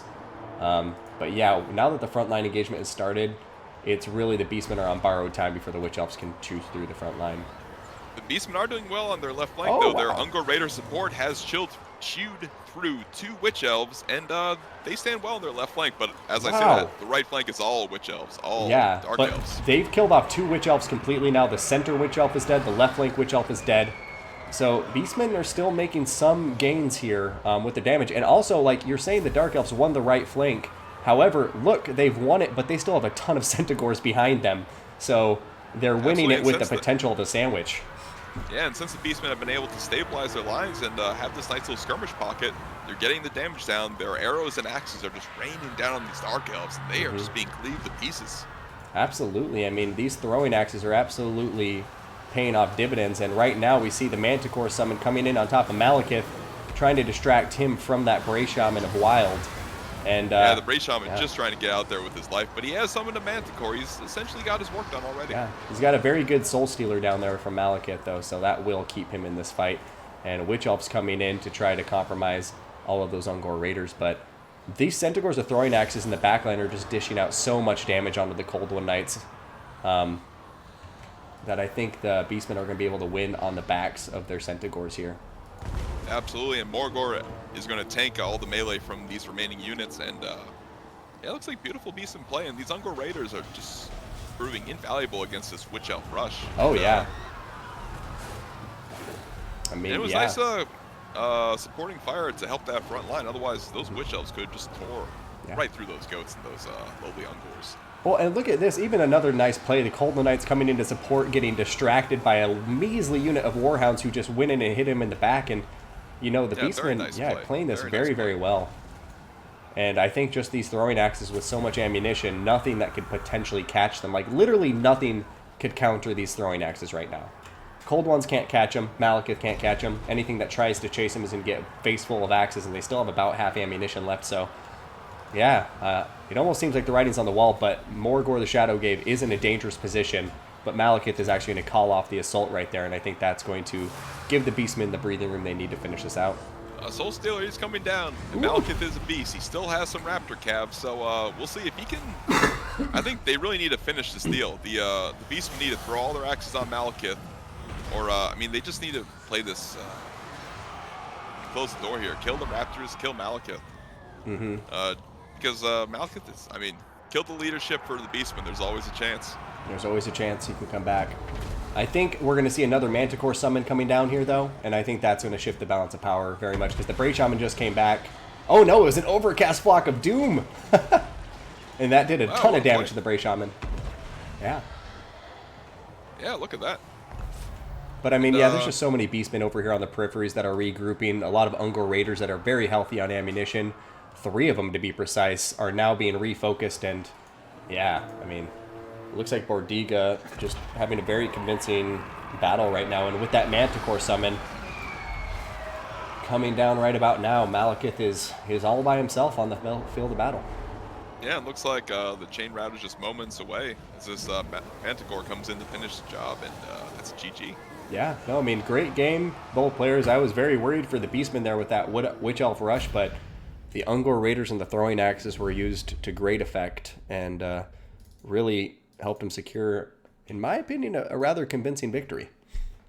Yeah, I would absolutely agree, and I'd say it was very well played. You know, the Dark Elf went after his right flank, so in turn he went after the Dark Elf left flank, and the battle line shifted, and all the while those axes, yeah. I mean, really nice build, I have to say. I like this build. Yeah, I like that build a lot, and I mean.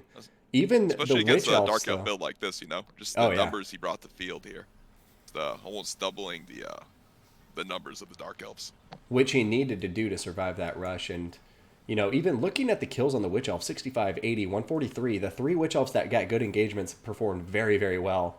But him being able to shut down those other 2 Witch Elves with missile fire, and then also one of them with the Chaos Spawn summon, really paid dividends. So yeah, beautifully played to Bordiga.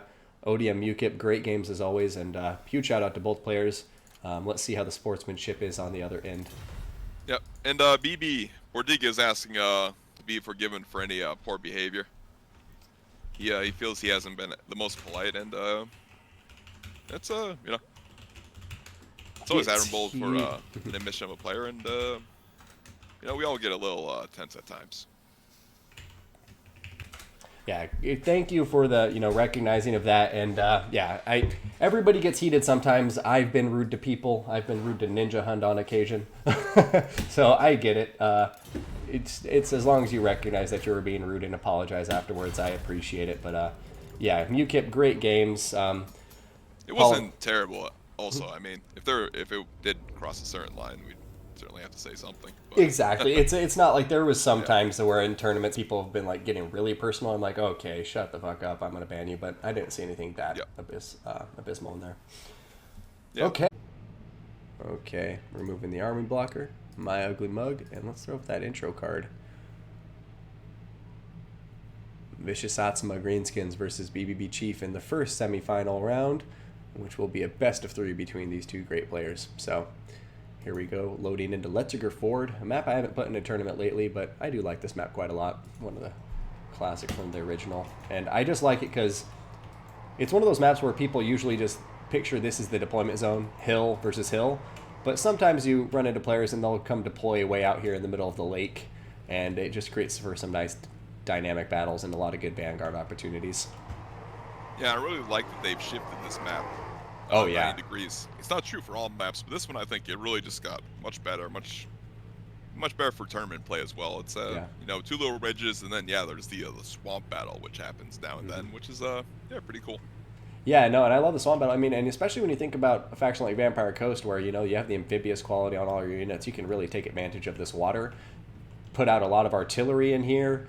Slow down the Greenskin infantry as they approach. So, it does create some interesting possibilities for the deployment here. But I'll go ahead and do the Greenskins if you want to tell us what's going on with this Vampire Coast build.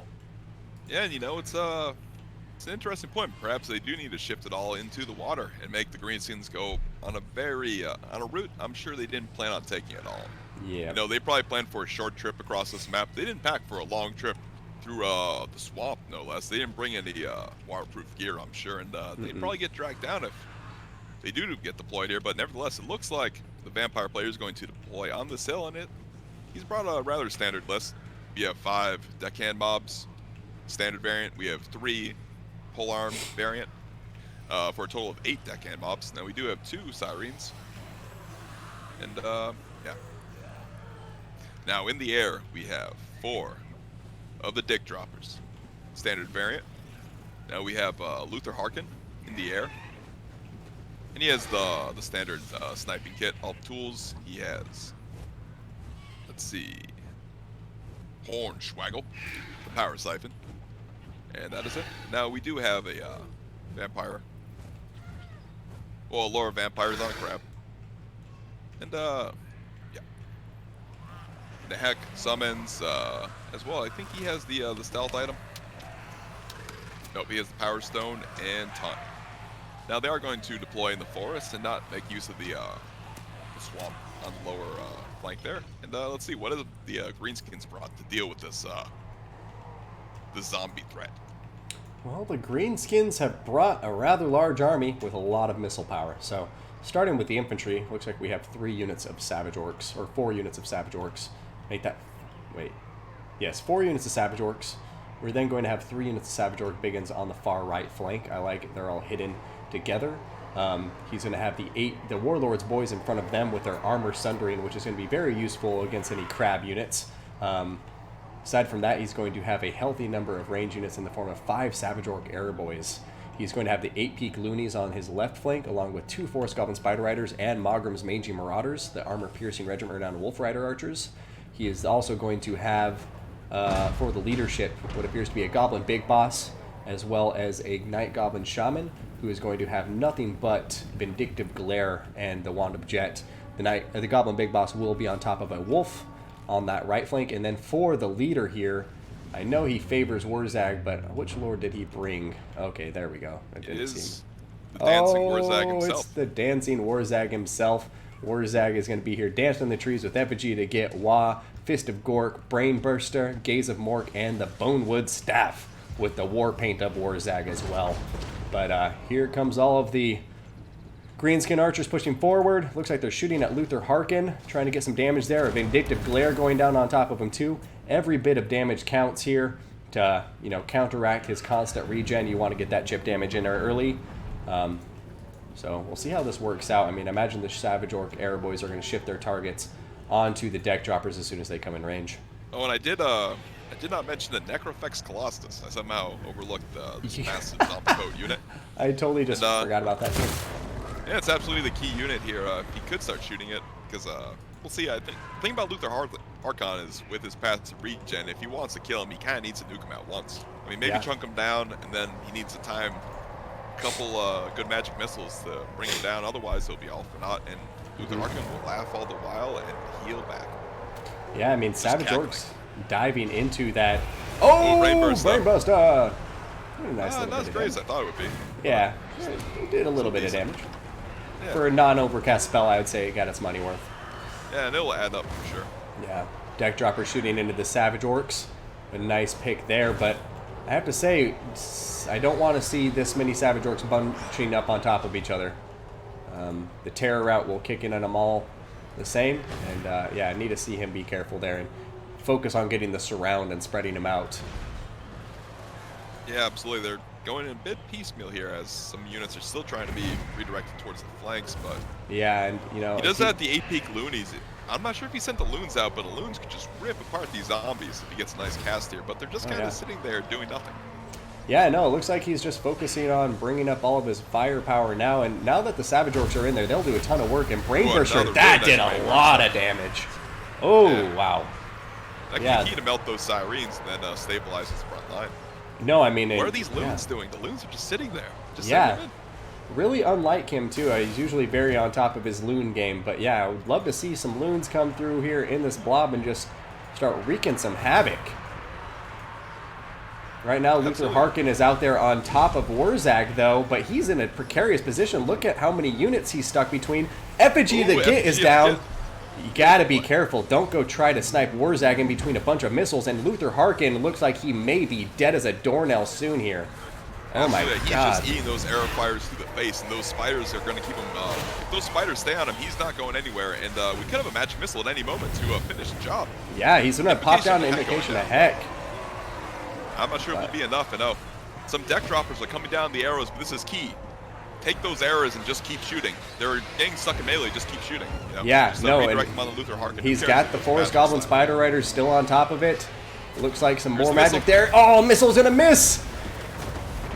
Oh, that What's gonna happen? What's gonna happen? Oh my God! It's so close. Oh, this is so Big close. Boss too. If the Goblin Big Boss was on him, that would be key as well. Oh my God! Is Luther Harkon get that out? He's gonna get out. He's getting out. Ah!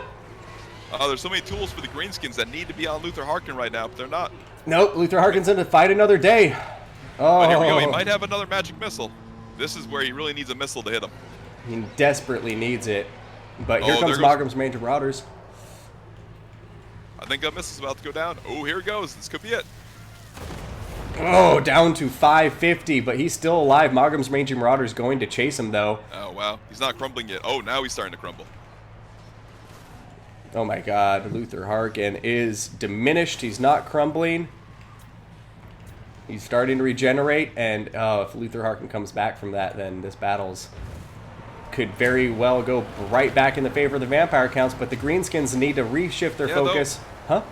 Yeah, they are shifting their focus onto the Necrofex Colossus, which is it's a good thing to take advantage of here. Oh, looks like some nice loons are going out as well. Yeah. But, yeah, it looks like they're going to hit some Savage Orcs as well. Ooh, a little friendly fire.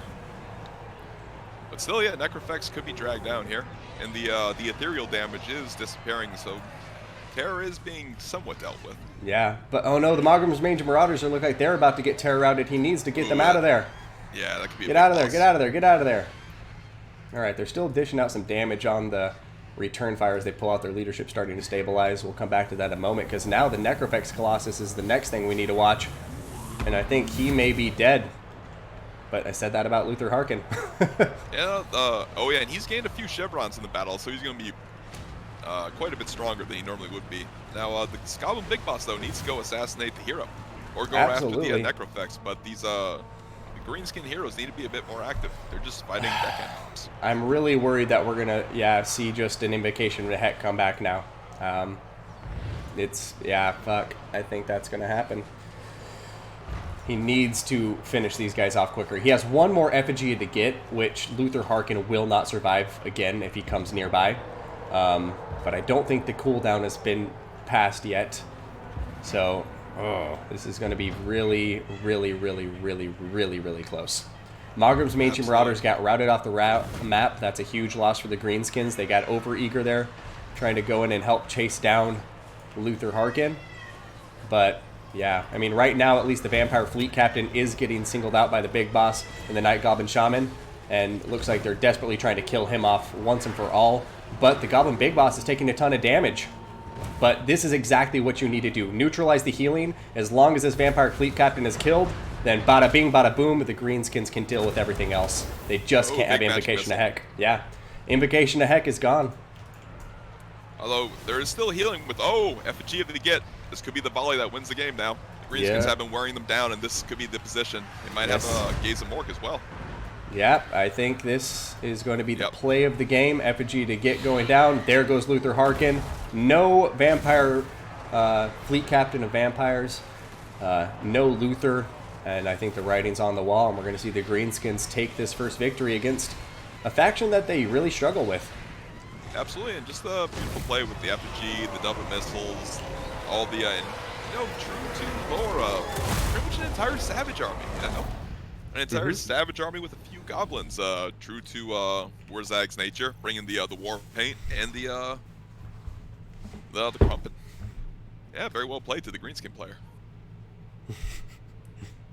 Yeah, no, I mean, that was very well played. I mean, both players playing it well and getting some wins there, BBB Chief punishing the Mogrim's Mangy Marauders for chasing him down. Also, I want to give a shout out, like the fact that he kept Luther Harkin alive in that initial effigy to get is impressive in and of itself. I mean, he only was able to do that by sending in some deck droppers and getting some really key sacrifices in order to pull Luther Harkin out. So that battle could have been over a lot quicker than it was, but Vicious Satsuma playing that very, very well and punishing Luther Harkin so harshly when he overextended himself there. Yeah, look at maybe the MVPs here. The 8-peak Loonies, 191 kills. Look at that. Those Gobos. Those brave Gobos. Those brave Gobos, 191, 150 on the Savage Orc Biggins, 134 on the other. This army did really well, and those Savage Orc Arrow boys just were able to melt those important units. And really the key moment. Sorry, go ahead. 13 Savages. I mean, true to Warzag, that's a Savage Orc army, That it definitely is. Gotta give credit there for matching the theme. This is all Gobos and Savage Orcs, so I love it. Did very well, and the key play there that was able to seal the deal, because I think Vicious was very close there to losing the battle, but he sniped that Vampire Fleet Captain. He knew exactly what priority he needed to shift and just sniped down that unit, because as soon as the healing was off the table, then Luther Harkin and the Necrofex were dead to rights. Yeah, absolutely. It was a great target priority and great assessment there, and he did a good job shifting to each target when he needed to. As soon as Luther Harkin was out of the way, he didn't chase. He shifted right to the next most important unit and brought it down, or at least dished significant damage to make it tough for the Coast player. And yeah, it was very nice, very well played. 4 categories you gotta go under. Yeah, it'll be interesting to see how that all works out. So I think, they're just kind of, just go around, destroying things basically like Greenskins, so it makes sense they'd be part of destruction. Yeah. That sounds about right. Because there's some of those factions that are iffy. I mean, Greenskins are very clearly destruction because they don't worship anything except Gork and Mork, But in any case... cunningly brutal. Speaking of the Greenskins... The most brutally cunning. I just love this map so much, and it's a Greenskin map, What can I say? Pillar of Bone, one of the all-time best. So yeah, there's the Pillar of Bone in the far corner. And, do you want Chaos or Dwarfs, man? This is one of those ones I don't care which way I go. Chaos. All right, let's see what has Chaos brought for us, man. Looks to be a very anti-Dwarf Chaos build. Well, I'll tell you, they have brought a lot of axes, and I need to ask these Dowie a question. But anyway, on from bad puns, we do have 5 standard Chaos Marauders. Bit interesting to me. I mean, they'll do all right, but I usually see the great weapons. But now we have 4 Chaos Warriors with great weapons backing them up for that AP damage. Now, Oh, we have a fifth Chaos Warrior with great weapons. Seems it has not found a home. It's deployed in the far back with the chariots. Interesting. Maybe that's just a misclick. Now we do have 4 Marauder Horsemen with throwing axes. They're all van. I think we have someone talking. Please ignore that. Anyway, so we have some Marauder Horsemen throwing axes, vanguarded and hidden in the rear of the Dowie formation. Now we do have 2 standard Chaos Chariots. And for the leadership, we have the Birdman, Sartorial. He has the Arcane Conduit, Standard Die, Searing Doom, Transmutation of Lead, something we don't always see, but a very strong line debuff. And I like it. It's very good to just crumble an entire flank of the Dowie. And now he does have Metal Shifting, the passive buff. And interesting, well, pretty standard Chaos Army here. Now what has the Dowie brought to deal with this incoming Chaos threat? Well, Dowie's got some interesting formations, which I'm interested to see what's going on there. But oh yeah, I like it's this. got some I like this. Battle of Zama column formations like Scipio Africanus here. Anyways, he's got 4 miners with blast, or just miners up in the front, deployed in a very column-like formation. He's going to have 5 units of Dwarf Warriors, it would appear. He's going to have 2 units of Slayers, one of them being the Dragon Slayers. He's going to have a unit of Thunderers. He's going to have... Wait a minute. Okay, so 5 units of Dwarf Warriors, 2 units of Longbeards. And then he's going to have... Oh, just kidding. Make that 4 units of Longbeards. 2 cannons. And nothing else besides the Lord that I can see. And the Lord is going to be a Rune Lord with the Master Rune of Wrath and Ruin and nothing else. Does look like Chaos has some throwing axes Vanguard deployed back here. He's trying to stay sneaky, but they're going to have a hard time getting on top of those cannons with 2 Longbeards acting as the bodyguards. So, Romulan, what do you think the reason for this miner deployment is? So I believe this is a very cheeky deployment. What he's trying to do is make a very deep formation to tank the damage from the Chaos Marauders, while also giving a beautiful lane for his cannons and thunderers to shoot in, as these Marauders are going to clump up kind of awkwardly on this strange miner formation, and it should give some good blobs for the cannonballs to rip through and for the thunderers to tear apart. I love that. That is thoughtful. That is a thoughtful strategy, and look at the cannon hitting that Chaos Chariot doing a ton of damage. As well, the chariots may have trouble plowing through these, because once you get your units about 8 ranks deep, chariots and cav can no longer really just plow right through them. They're going to hit about the 7th or 8th rank and get stuck, which is, it's very micro. It's very tough to hold that formation also because they can just run around you. But we see it here, holding that chariot on the right flank and doing quite a bit of damage to it. Both the chariots are at about half health. Yeah, one of them's wavering. Like the throwing axes in the background, the Marauder Horsemen throwing axes are doing a good job, desperately trying to get on top of those cannons and shut them down, but they're taking a lot of damage in return, and, the Dowie look like they're doing a pretty good job with that initial strategy to get that damage done to the very important chariots, but...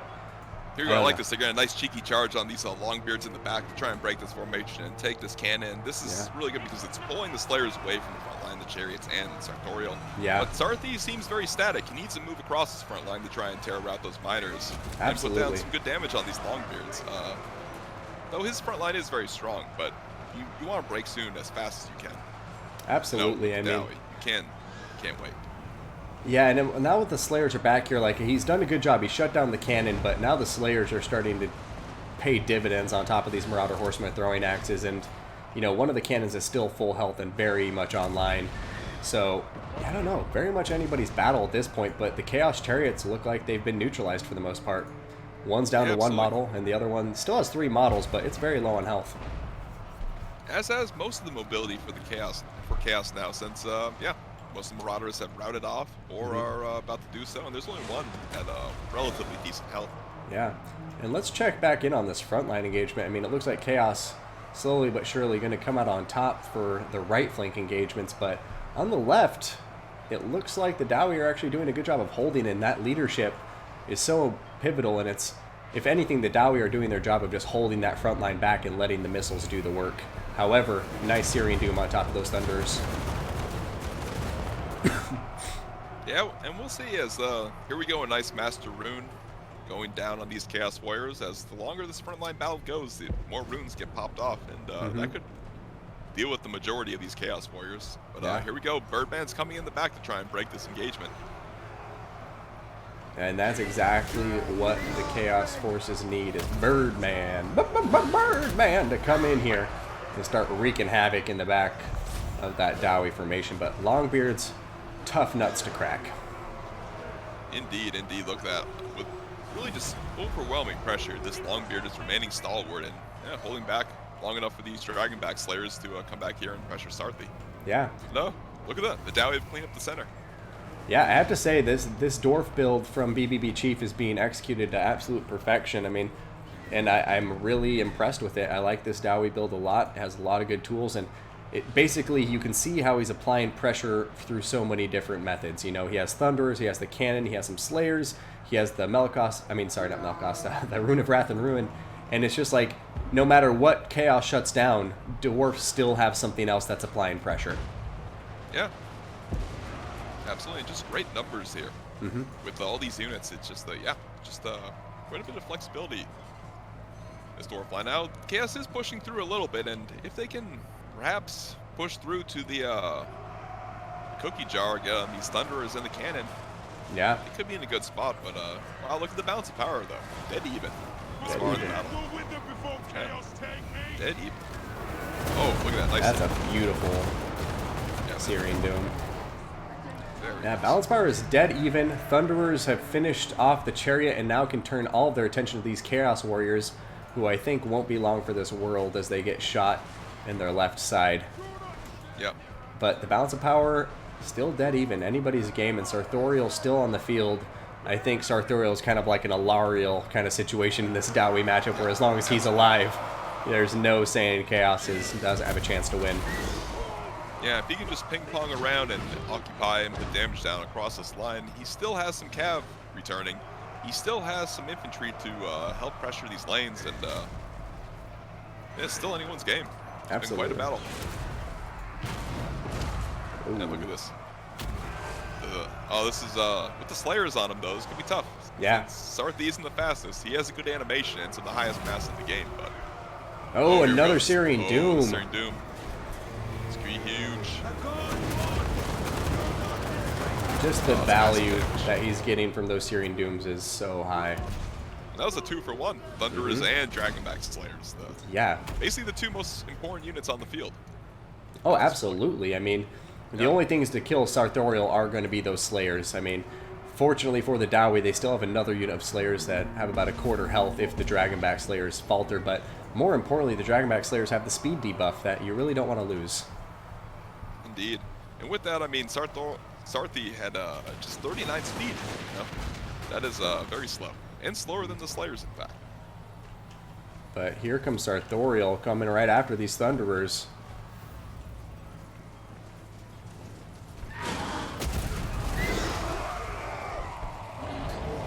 Yeah, the balance of power is starting to slip in favor of the Dowie. It is indeed. They're starting to clean up the remaining Chaos infantry, and they still have very strong pockets of the infantry, and still this cannon all the while just putting down range fire. Yeah, that's the thing, is this cannon is still online, and I think all of the Master Runes of Wrath and Ruin have probably been used by now. But the fact of the matter is the Lord is still full health, and that means the Dowie leadership is not going to come close to faltering. Absolutely, and yeah, this late in the game, the Dowie cannon's still online. And, usually, with all three cannons, by the way, not a single model lost on this cannon yet. They'll probably be able to ride this cannon battery to victory. All these, we look at this Searing Doom, but this could be very nice. Oh, well, micro though, where to see it. Get out of dodge. Yeah, I mean, it's looking more and more like a Dowie's game to lose as their cannon continues to chip away. I mean, that unit of Chaos Warriors was relatively healthy, but now it's gotten pinned in place, and it's, you know, lost probably about a quarter of health in the last 10 seconds, so... This is, it's crazy to me, though, how much Sartorial affects this balance of power, though, because looking across the field, like, what does Chaos have besides Sartorial? Not much. But he's unbreakable, he causes terror, and he has arguably the best charge animation in the damn game, so it's, you know, if there's one lord you want to face Dowie with, it's this guy, Big Bird himself. What's the letter of the week, by the way? Right here. Oh. Very big charge. Immediately routing that unit of Dwarf Warriors. Longbeards. Their leadership is below half now. But we got some more Dwarf Warriors coming in to support. Thunders are back online.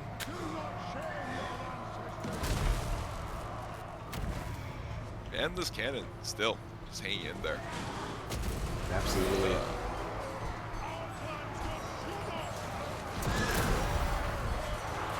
Look at this last bastion from Chaos. Now, oh look, a nice cheeky play by the Marauder Horsemen. Can they get in the back line and cause enough trouble to maybe turn this in favor of Chaos? Doesn't look like it. Yeah, there's still the Dragonback Slayers back here, and them with their Unbreakable trait, 15 models left, should be able to dish out enough damage to take care of the Marauder Horsemen. Yep, and the cab is slowed, so they're taking more and more damage. Yeah, Thunders are going to start shooting at him too, and yeah, I mean, this is well played to the Dowie. The balance of power is definitely going more and more in favor of BBB Chief, and yeah, nothing but Sartorial looking like it's going to hold together for Chaos at this point in the battle. Granted, I don't know if... No, even a final transmutation of lead at this point still wouldn't be enough to switch it in his favor, I think. No, and sometimes this is why people make the debate for final transit in this matchup. Yeah. Sometimes Dowie leadership is just the most difficult thing about the formation. It's just to put more on it. Well, yeah, and like especially a final if you only transmutation. have Sartorial, Sartorial is just going to knock you out of the thing. Tremendous amount of damage. He does good damage, but no way back. Yeah. Unless you bring Plague of Rust, but then the magic damage hinders that. Okay, he needs to stay in combat now because I don't see any other units. Yep. He must fight in glorious melee combat to the death. Although, it'll be funny if the cannons just shoot him and he gets unlocked all the while. It doesn't do any damage, but he gets knocked over. Yeah, I don't see... And if he's... Oh, no, he can't pull out like that. Yeah. What are you doing, Vicious? I'll just shoot him a reminder. He does technically have those two units he's trying to pull back into combat now, the Marauder Horsemen who just regrouped, and the Warriors are great weapons, but he's... Yeah, he can't just be pulling out like that. Although, granted, him doing that just means the cannon's going to continue shooting him. So I don't really see too much of a value in pulling out of combat at this point anyhow. Yeah, pretty much. If anything else, I'm going to go in for some lovely cinematics as these Slayers fight the Everwatcher. Oh, grabbed him in his tentacle staff. That is a beautiful animation. Oh my god. Just smashed him into the ground. Oh, sorry, Slayer. Big Bird has a word of the day for these Slayers here. It's pain.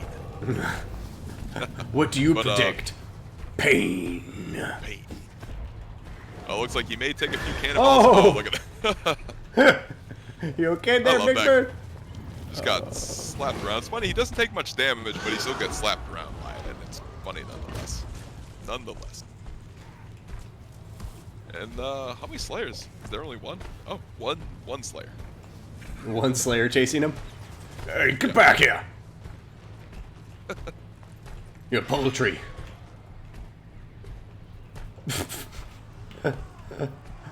But yeah. I mean, this fight's over. Come on, I don't Vicious. think he could kill the Rune Lord at this point with all this support. No, he can't. Oh. I do love. Look at that big bard just getting slapped around by a cannonball. He's a valiant. He's a brave bird. You know, he's going after it, regardless of all this overwhelming Dowie firepower. Yeah.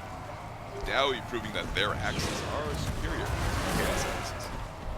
You know, they've had the same axe recipe for centuries, millennia even, so yeah, they perfected their axes for chopping to Chaos gits.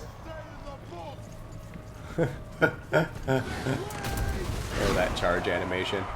Yeah, it is beautiful. It really is, and it's like one of those things where I just enjoy watching Big Bird fly around. You know, I don't even care. You do it you. seems just so true to the Dowie, you know, just a tattered remnants of a great Dowie force struggling to bring down just this, This terrible monster from the depths of the Chaos World. I mean, these are the battles grudges are made of, you know what I mean? Yeah, absolutely. Look at that.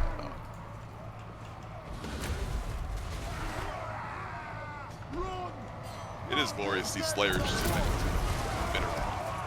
I mean, this is what Slayers do, you know? They're here to kill Big Bird. Yeah, man. And there he goes. So that's going to bring us to an ace match. We have a hard-fought battle. Yeah, ace match. Hype chat. Hype. Hype, hype, hype. And yes, Toto Mocho, you can't cycle charge with last unit. To be honest, at the end there, I just think it was lost. So I was more so enjoying the cinematics than worrying about telling him to attack because I think the battle was lost. And he actually said he was bringing the horsemen in, which yeah, it was promptly dealt with. And from that point, he did, he was attacking all the time. Yeah, he was. Vicious, I've had no issues with being a draw kite or any roll break, so I'm not super worried about either of these players in that manner. By the way, I'm going to grab some coffee. Just give me 1 second. And as our players load into the battle, let's get our intro card up for the match.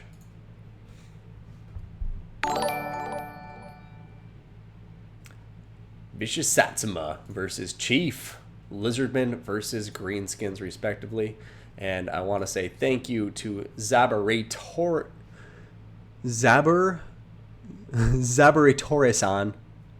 Tarasan. I'm sorry, I'm saying that terribly, but thank you so much for the follow, Zab. I'm going to call you Zab for now. I appreciate it. Hope you're enjoying yourself in the stream. But alas, looks like we're getting loaded into the fight now, so let's remove this intro card. And the final round of this best of 3 between these two players who have tied the board 1-1. I'm going to start with the Greenskins because they're my favorite faction in the whole damn game. And we'll let Romulan take over the Lizardmen afterwards. But starting with the Greenskins brought by BBB Chief this time, we are going to see what appears to be 4 units of Gobos. Just the regular old kind. We're going to see the 2 regiment renowned filthy Gobos. They're the best, man. Then we're going to see, Chicken Tander. Thank you so much for the follow. Appreciate it very much. But yeah, we have both regiment renowned Night Goblins, the Warlord's Boys, and the 8-Peak Loonies. We're going to see a healthy number of skirmishers here, which are going to be in the form of the Rusty Arrows and 2 Orc Arrow Boys. He's going to have 3 Orc Big Guns in the backline, along with the Doom Diver, which they're protecting. He's going to have the 4 Forest Goblin Spider Riders, a nice choice as well. And then let's go into the single entities and the leadership. So we have the Arachnarok Queen here, bonus versus large, armor piercing with poison damage, a very nice unit. And then we're going to have a Great Goblin Shaman on foot with Wah, Arcane Conduit, Gorkle Fix-It, and Itchy Nuisance, along with Sneaky Stabbing and Sneaky Stealing and Evasion. Not a very common Lord choice here, but very, very cheap. Probably cost him about 500 points total to bring this Lord, which left him a lot of room for other units in the army. So, that's our Greenskin force. What do the Lizardmen have for us, sir? The Lizardman has brought a very elite and missile-focused dino build. It's quite interesting. So, starting with the infantry, we have a single skink cohort. Hiding in the forest, we have another single red-crested skink, being the ROR cohort of Sotek. Now in the flanks, we have 2 swords, spears with shields. Now in the center, we have 2 Temple Guard, one of them being the Star Chamber Guardians, the ROR. That is the meat of the army, the center.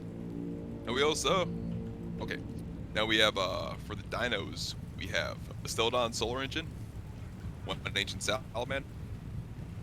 We also have, for the Lords and Heroes, we have Lord Croak and Red Crested Skink Chief.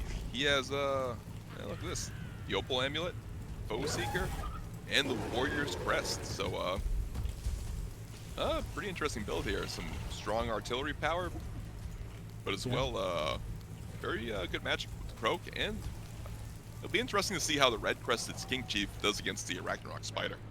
I'm very curious to see that too, because at first I was like, oh no, a rule break, but then I was like, no, this is Red Crested Skink Chief, not a Slan, so we're okay. Yeah. But yeah, I'm curious to see how he does. Not expecting that, and here comes the Fireball Ancient Salamander coming up here to start getting those initial fire belchers down, and I think the Greenskins are gonna have the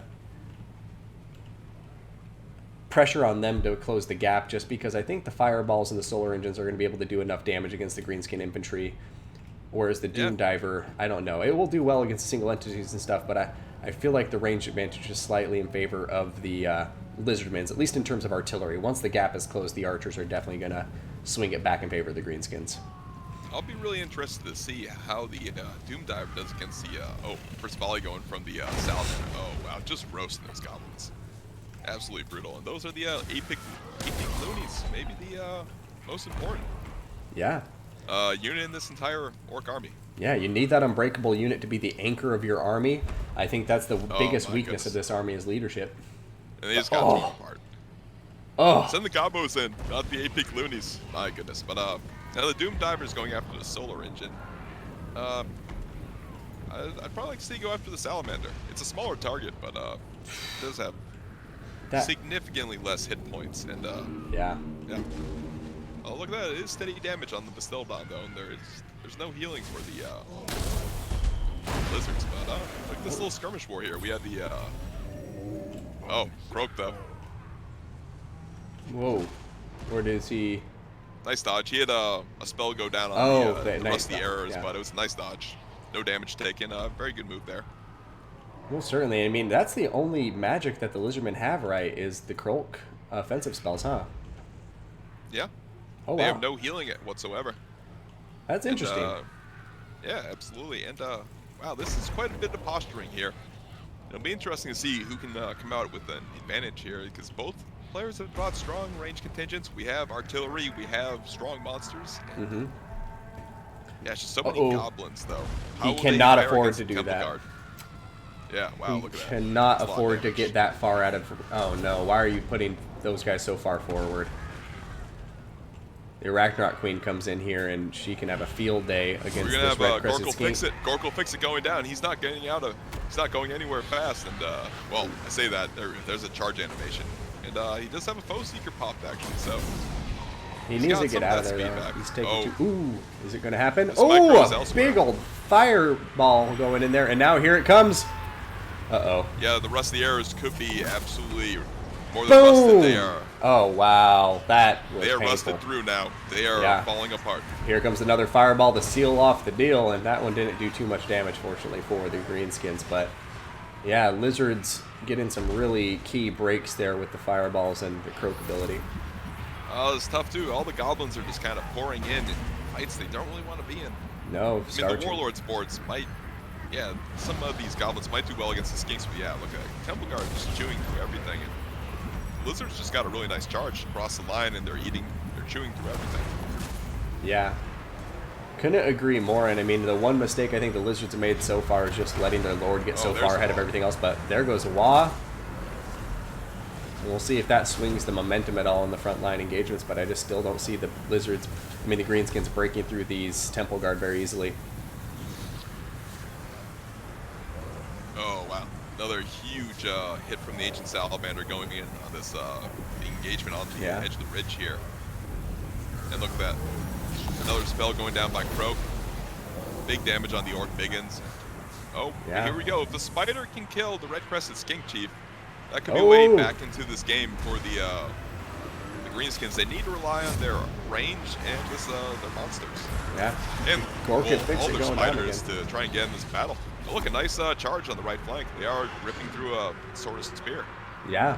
Greenskins starting to pick up momentum here as the balance of power is even reflecting it, with Red taking a bit of an advantage. And I think this Red-Crested Skink going out prematurely and now getting caught by the Ragnarok Queen is going to be really tough to come back from. And a big Gorkle fix it. Freeze just froze him in place there, and he's just getting eaten alive by this giant spider. Yeah, the Ragnarok Queen is full health, too. I mean, if he got the Ancient Salamander in here with the Red-Crested Skink, maybe he can start double teaming it and doing some damage, because it is taking damage, but he needs to get in there now. As well, he has the Star Chamber Guardians on the far flank away from the Spider. He needs a Temple Guard, supporting this main battle. Yeah. Oh, look at this, though. The Spider's suddenly taking a massive amount of damage from the Red-Crested Skink Chief. Now, the Temple Guard need to stay on top of it, though. These Temple Guard get pulled away. Oh, man. I mean, this is a huge battle. It's really, really coming down to the wire here, and the Ancient Salamander's now on top of the Queen too. Would love to see the red-crested skink come back here and try to help out, and if he can kill off the Queen, I think the battle is all Lizardmen, but this Queen is just so threatening, and now the Solar Engine's getting singled out by Forest Goblin Spider Riders and some Gobos. Wow, look, the Salamander is helping the red-crested skink chief. I mean, if they can just take down this spider, this could be a place in the finals for a player, you know. Whoever can basically kill the Stegodon, kill the spider. Absolutely. Great Kaiju battle. Forest Goblin Spider Rider is going to be playing a very key role here as the battles go on. And once again, the red-crested skink getting too far ahead of himself, taking a bunch of arrows to the face from the Rusty Arrows and the Orc Arrow Boys. But a lot of routes going on for the Greenskins now. And the red-crested skink looks like he's trying to go after the Night Goblin Shaman. But once again, I think he's overextending himself. That Ragnarok Queen is coming in. Oh, and he's turning around. At that point, you have to turn in and charge. Yeah. Ancient Salamander diving in, looking like he's trying to help. And looking at the health points, he still has 1,500 health points, but it's dropping. And Star Chamber Guardians, though, are now in supporting range. But I think the Doom Divers are going to be able to take care of this red-crested skink from here. This is why the change to Doom Divers is so valuable, and 8 Greenskins is so strong. They can put down, you know, suppressing AP shot on these dinos. Yeah, this red skin. What is this Ancient Salamander doing? He's not staying in combat, and that's, Well, he's used all his ammo, basically, so it seems he might as well get it there, but... well, I meant like he wasn't staying in combat with the Queen is what I wanted to see. Yeah. I see what you mean. But, yeah, I think that's going to be a Greenskin game, and as somebody in the chat pointed out, it's every single one of these matches has been the underdog faction winning. Yeah, indeed. Yeah, very interesting. There goes the red-crested skink, so from here, Ancient Salamander looks like he's about to get singled out and killed.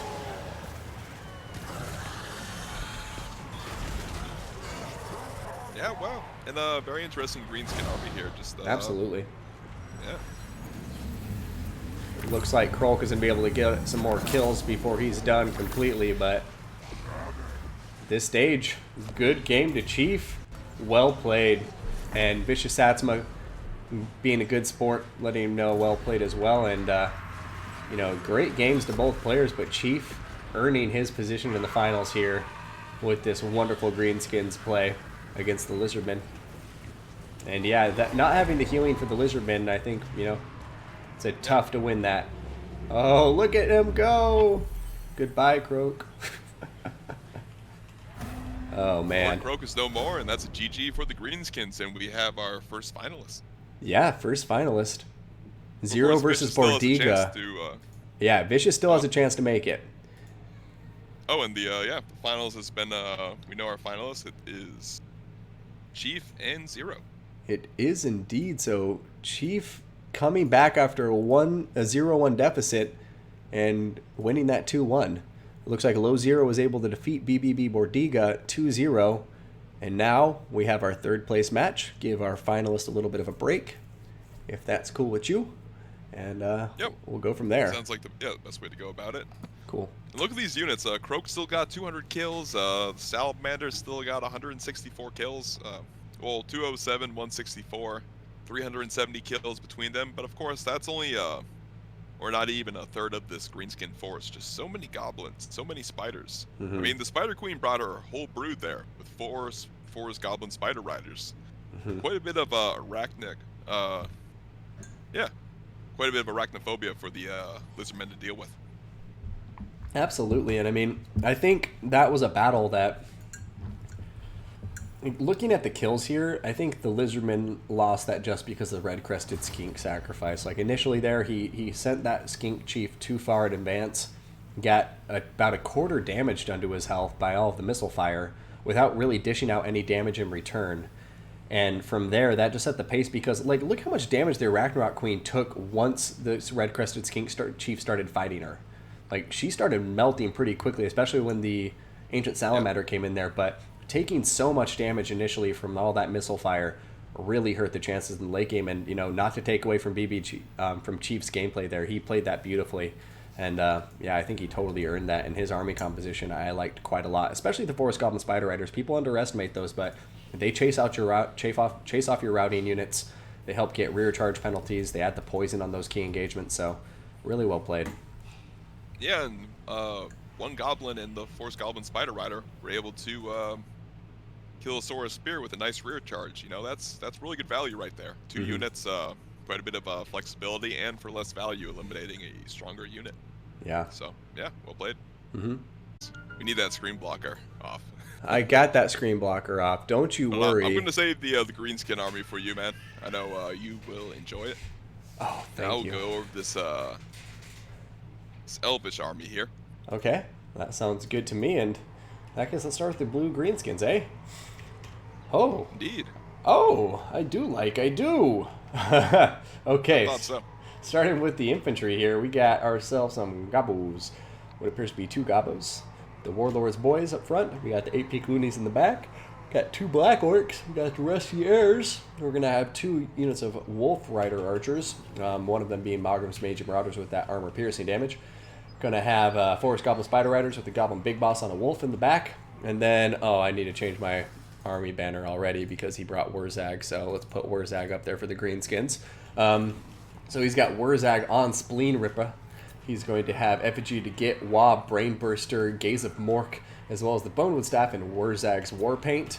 He's going to have a Ragnarok Spider and an Arachnarok Spider. So 2 of them, along with a Night Goblin Night Goblin Shaman, who's also going to have Wand of Jet, Gorkle Fix-It, and Vindictive Glare.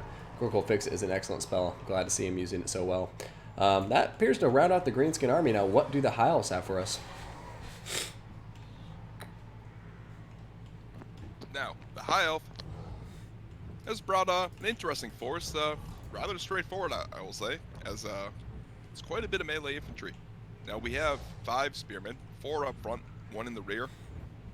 Now, we do have 3 dryads for a little extra punching power. And there are just 2 standard archers. Now, we do have a Reaper, Eagle Claw bolt thrower, excuse me. And now for the leadership and the meat of this army, we have a Moon Dragon, 2 nobles on chariots, each with just Foe Seeker. Oh, there's only 1 chariot has Foe Seeker. Interesting. Now we do have the Pigeon Queen herself. She's on her pigeon. And she has Star of still too much healing. Arcane Unforging. Let's see, can we get it? Yeah, then just Earth Blood, Phos Protection, Shield of Saffrey. Pretty standard kit, and that rounds out the High Elf army. So we'll see. They have they should be able to gain the initiative here with their artillery piece, but that's a lot of spider to deal with. It is a lot of spider. A lot of spider. The 2 archers won't do much besides leadership support in terms of, because the armor of the spiders is just too high. What is it, 120 or 140? 150. 150. So yeah, at 150 it's just the regular archers aren't going to cut it. But yeah, we'll see how much damage the Reaper Bolt Thrower can do. But looking at this High Elf army, I worry about what answers they have to the first two missile Arachnarok flies, and Queens. it's Max Solarial for a nice little chunk of damage. It definitely Keeps woke her up. honest. Yeah. It's like, oh wow, that was a swift punch to the face. Yeah, let's see if a few more missiles can follow it up, and she's waiting to just get in there and pop that Arcane Unforging, which I'm almost surprised she hasn't done yet. Because in a few moments the Greenskins are going to get their Dawg off, and boom, another good hit from the that Goblin Shaman, and Alariel's. Ooh, Gaze of Mort coming down again. Yep. It's just not gonna stop. I love it. Lariel's not having a good time with this double missile spell. Gaze of Mork and Vindictive Glare. And now she's coming to range of some archers.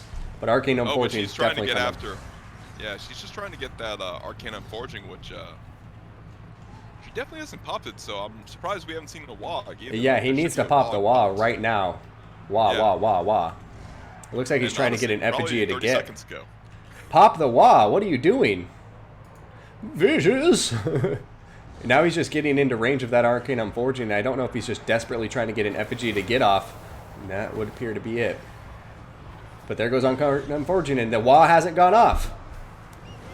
Yeah, just absolutely puzzling set of circumstances here. What? Yeah. Oh, and that dragon just completely missed.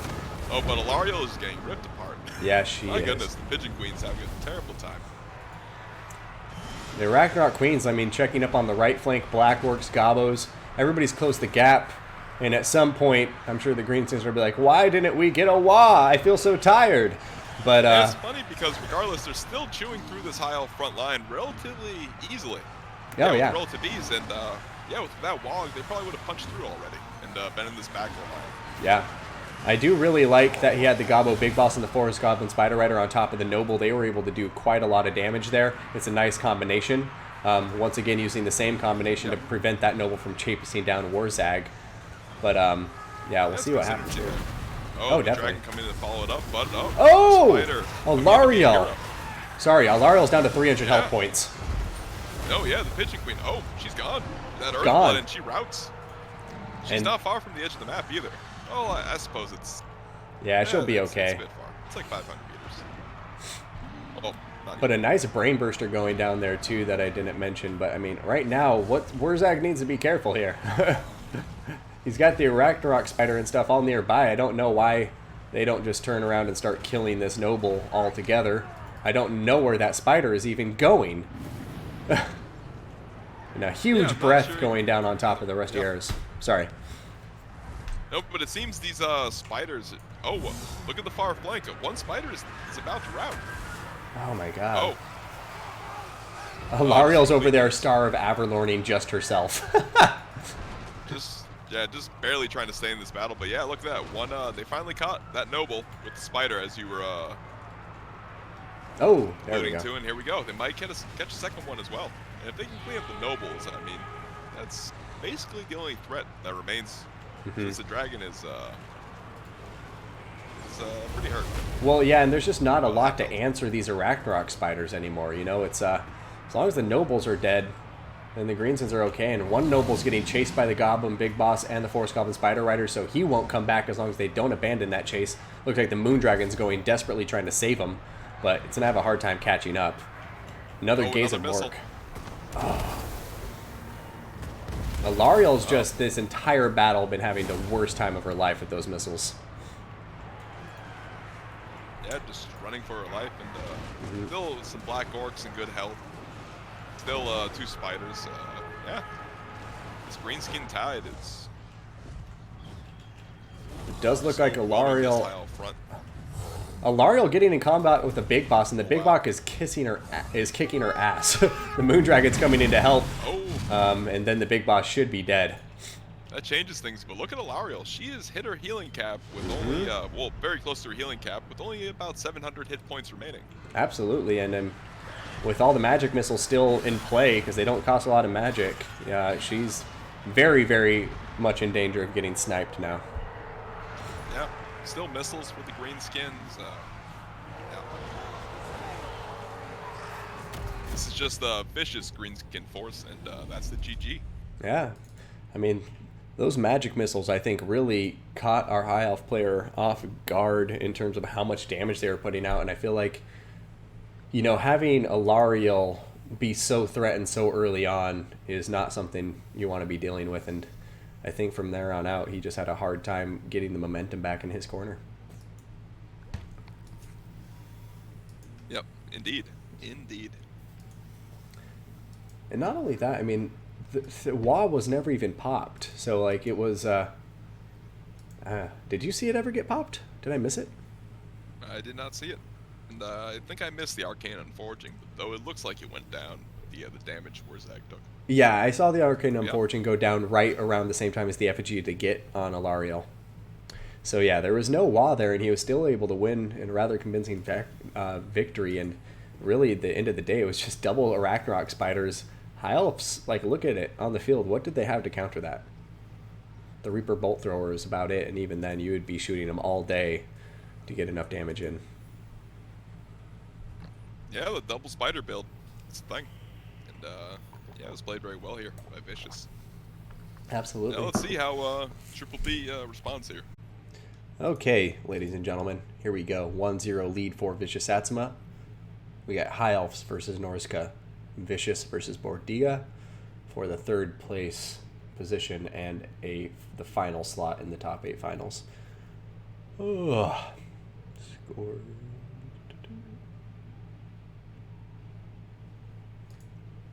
Also, before I forget, let's update the blue faction banner.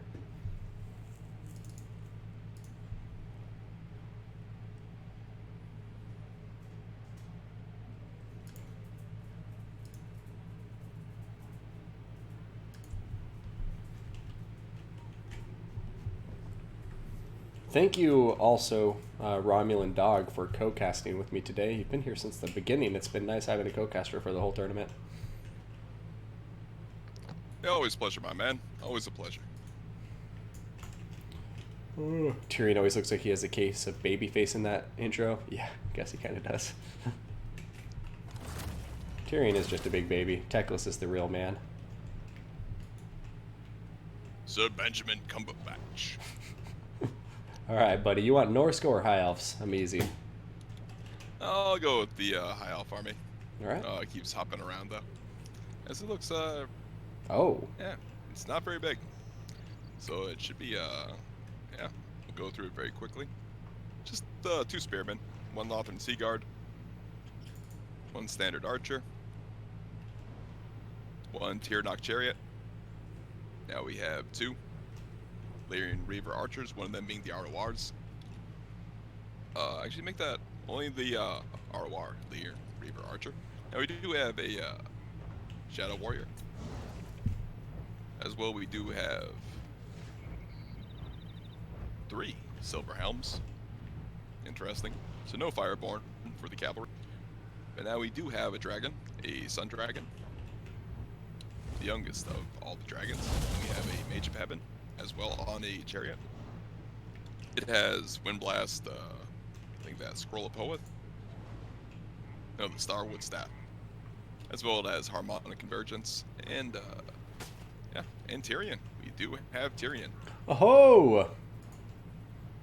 Where are you so at, he Tyrion? can go along with his banner. Looking glorious, I must say. And Still wish he had flame damage since his sword is on fire, but that's just me. yeah, it's odd. CA, please. Add fire damage to everything with a fire sword. Yeah, please. or just take off the fire sword. Yeah, really. No magic damage either. Anyway, so we do have the Sunfang, Feint, Repose, Stand Your Ground, and Foe Seeker, as well as the Heart of Averlorn, which is, yeah, if you bring Tyrion, you basically have to bring Heart of Averlorn. Just makes him an absolute tank. Yep. Now, what has the, oh, no, that is the army. Now, what has these Norskin invaders brought to deal with this High Elf force? That's a great question, and it would appear they've brought a healthy number of Marauders to the field. What appears to be 5 units of Marauders and 2 units of Marauder Berserkers. He's going to have 2 units of Marauder Horsemen up front with their Javelins. He's going to have 2 Fimir Warriors with great weapons. He's going to have 2 Marauder Chariots. And then to top things off for the leadership, we are going to have Wulfric the Wanderer. Hold on, I must be missing the caster. Oh yeah, there's the caster on top of a chariot as well. Shaman Sorcerer of Death with Spirit Leech, Soul Blight, and Doom of Darkness, or Aspect of the Dread Knight. He's also going to have Wulfric the Wanderer with Sea Fang and Hunter of Champions on top of his Mammoth. So that's going to be it.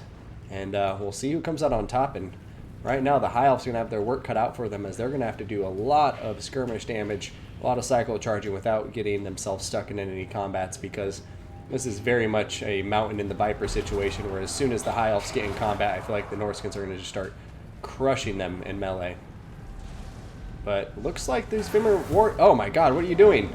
This Sun Dragon's dead.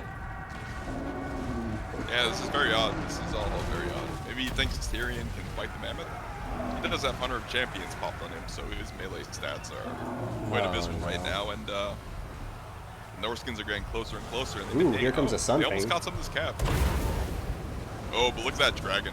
Wow. That dragon's just dead to rights now, and I think Norska's just going to overwhelm him. But Silver Helm's doing some really good work on top of some Marauders here. Another unit of Silver Helm's doing okay for themselves, but And it actually looks like the Sun Dragon's going to get back in the air. It just seems like such a waste because there's no healing on the field, right? Yeah. Yeah. Exactly. So it cannot recover the damage, and this is you know, it's the youngest of all the dragons. He has to protect it. It has 3 breath attacks, which could delete. You know. A lot, yeah. So many, just, you know, delete all this Norskin infantry. Just yeah. Well. I mean, it is alive, and I mean, right now though, I mean, looks like the Silver Helms are killing off all the Marauder Horsemen, so it's just the Fimir Warriors and the Mammoth over here fighting with Tyrion. Sun Dragon's chasing off some Marauder Chariots, it looks like it's going after. And I have to say, the High Elves have gotten a lot of damage done to a lot of the Norskins. I mean, one Marauder Berserker almost dead, a lot of the Marauders, the generic type, taken care of, and this this Shaman Sorcerer is getting singled out by some Silver Helms, so as much as that Sun Dragon seemed to be a huge loss, it looks like the High Elves are getting some points back on their scoreboard now. Yeah, and Tyrion still has Heart of Avalorn on the way, and although he is still way behind enemy line. But he's also keeping Wulfric and the Fimir Warriors really out of position. Yeah, exactly. So. Exactly. And yeah, it's a lot of points, just stuck in the back lines here. Well, yeah, here we go. The Sun Dragon's back and is trying to clean up these Fimir. Spirit Leech going down on top of the Silver Helms, doing quite a lot of work, but Fimir Great Warriors are now coming in to dive into the Silver Helms, and the Silver Helms have to get out of there. Ooh. Looks like they're going to stay committed, though, and just do their best to kill off that Shaman Sorcerer. I would love to see a breath. The Dragon and the Archer fire started supporting them. Ooh, yeah, nice breath. Nice breath indeed. But yeah, there goes the Silver Helms. I really would have liked to have seen him pull them out of that combat before the Fimir Miststalkers got there. I don't think he needed them to die. And the Silver Helms, he's going to need every last one of them. But Tyrion, look at him. Low on health, but still okay. Still got Star of Avalorn, and he has led Wulfric so far out of position that it's just buying him so much time to deal with the rest of this Norskin armory piecemeal. Yeah, it's a very nice cycle charging. It's really worn down all this Norskin infantry. Yeah, the chariots for the High Elves doing a ton of work, and all these Marauders just not going to be long for the world. Indeed. Now the chariot coming in. Yeah. Balance of power is still heavily in favor of the Norskins, though. I mean, not completely lopsided, but it's very clearly saying they have the advantage, and I just don't want to discount how dangerous Wulfric the Wanderer will be in this late game, because he's still full health. Yep, still 10k HP. While, of course, Tyrion and the Star Dragon are both considerably below 50% health. And but here we go. I think Tyrion just got his Heart of Avalorn. Although he is way out of the corner of the map. I don't see the Heart of Avalorn popping. It's still Faint and Repose and Standard Ground. Hunter of Champions on top of him. There it is. There goes that Heart of Avalorn, healing him right back up. But yeah, looks like the High Elves are going in for the kill on top of this Shaman Sorcerer. And that's going to be huge. Shaman Sorcerer about to get a huge charge from that Sun Dragon, and now he's dead, and the balance of power just evened up. But yeah, it's a nice little trade of leadership here with the High Elves removing the caster from the Norskins. Well, Tyrion just tanks everything. Fighting Mammoth, fighting Fimir. Well, and he got a nice little Sunfang out there, too, to kill off the Marauders that keep on blobbing on him. But, yeah, Tyrion may die. And if Tyrion dies, I just don't know how the High Elves are going to deal with Wulfric. Because Tyrion is a combat lord who could still pack quite a punch getting rear charges in and out on top of the Mammoth. But without him, I think it's going to be a real uphill climb to kill off that Mammoth. As well, there's still 10 Fimir, which can act as bodyguards for this Mammoth, fighting Silver Helm, Spears, what have you. So, yeah. It's going to be pretty tough for the High Elves to deal with that. And, barely any ammo. Tyrion's going to stop routing, though. Going to keep on getting chased by Marauders and these chariots, but they're all wavering, and looks like he will be able to pull out there. Oh, man, Tyrion hanging on by a thread, and the balance of power remaining even now. One of the Fimir warriors getting chased off by the Sun Dragon, the youngest of the dragons, proving he's still worth something. That was pretty cute. Those two Fimir warriors just looked like they gave up and died just from exhaustion. He's Fimir just trying to keep up with this Mammoth. Their tiny legs, but yeah, wow, look, nice charge from the Silver Helms here, cleaning up some Marauders. Oh, what a battle. The High Elves are just clawing their way back into this game. Absolutely, in spite of like the initial battle looking like it was so lopsided. But now the numbers are on their side. 266 versus 47. But the HP pool is probably still on the Norska side. Yeah, very true. And one of those units, well, because one of those units is a mammoth, and is Wolfric's mammoth. Yeah. Nonetheless, he could just keep pinning Tyrion in place. Oh no, look at this. Just as I say that, it's a Hunter of Champions, but yeah. I think Tyrion is almost faster than the mammoth with the Hunter of Champions popped. That's crazy. That's pretty funny. Right. Oh, here we go, a big breath. Seems maybe a bit premature, but no. Yeah, wait. Yeah, well, yeah. Shattered him. Yeah, it does but some yeah, damage. A but bit. It was premature for sure. If that mammoth was pinned in place, he could just roast him. I like this movement by the High Elves. They're putting Tyrion out here as bait. Oh no, but he puts. Oh, nice dodge here. Ooh, yeah. But it did make them lose their brace, so not a complete loss for the Norskins at all, in spite of that dodge. Oh, indeed. Very true. Oh, but look at that. Tyrion is getting manhandled right now. Thank God he has the Feint and Riposte, because that means his melee defense is 114, his attack is 101. So he's super agile, floating like a butterfly, stinging like a bee, but... Insane stats. But now, yeah, look, Mir is routing, and Wolfric is just completely surrounded. Yeah, I think that's going to be it. What a comeback. Tyrion needs to get back in there. Actually, he should probably try and get a rear charge, which yeah. he's trying to do. Maybe not. It's just that.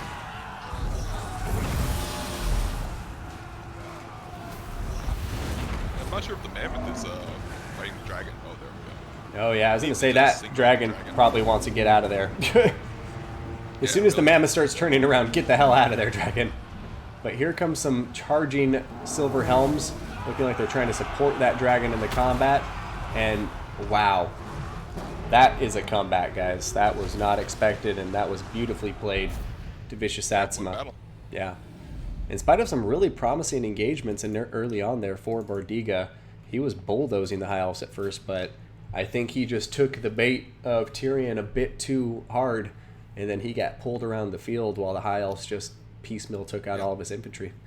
Yeah, you probably should have just gone forward and killed all the units, not, just focus on Tyrion. Because, yeah, like you said, yeah, I mean, Tyrion was just not easy. But, yeah, thank you all for playing, the players, to the viewers, and to Romulan for co-casting, and also to all the people who help admin, Toto, one of the newer admins, thank you for the help. But, yeah, you guys are awesome. Thank you. And Romulan, any parting words before we get ready to end the stream? Any wisdom you want to impart on the chat?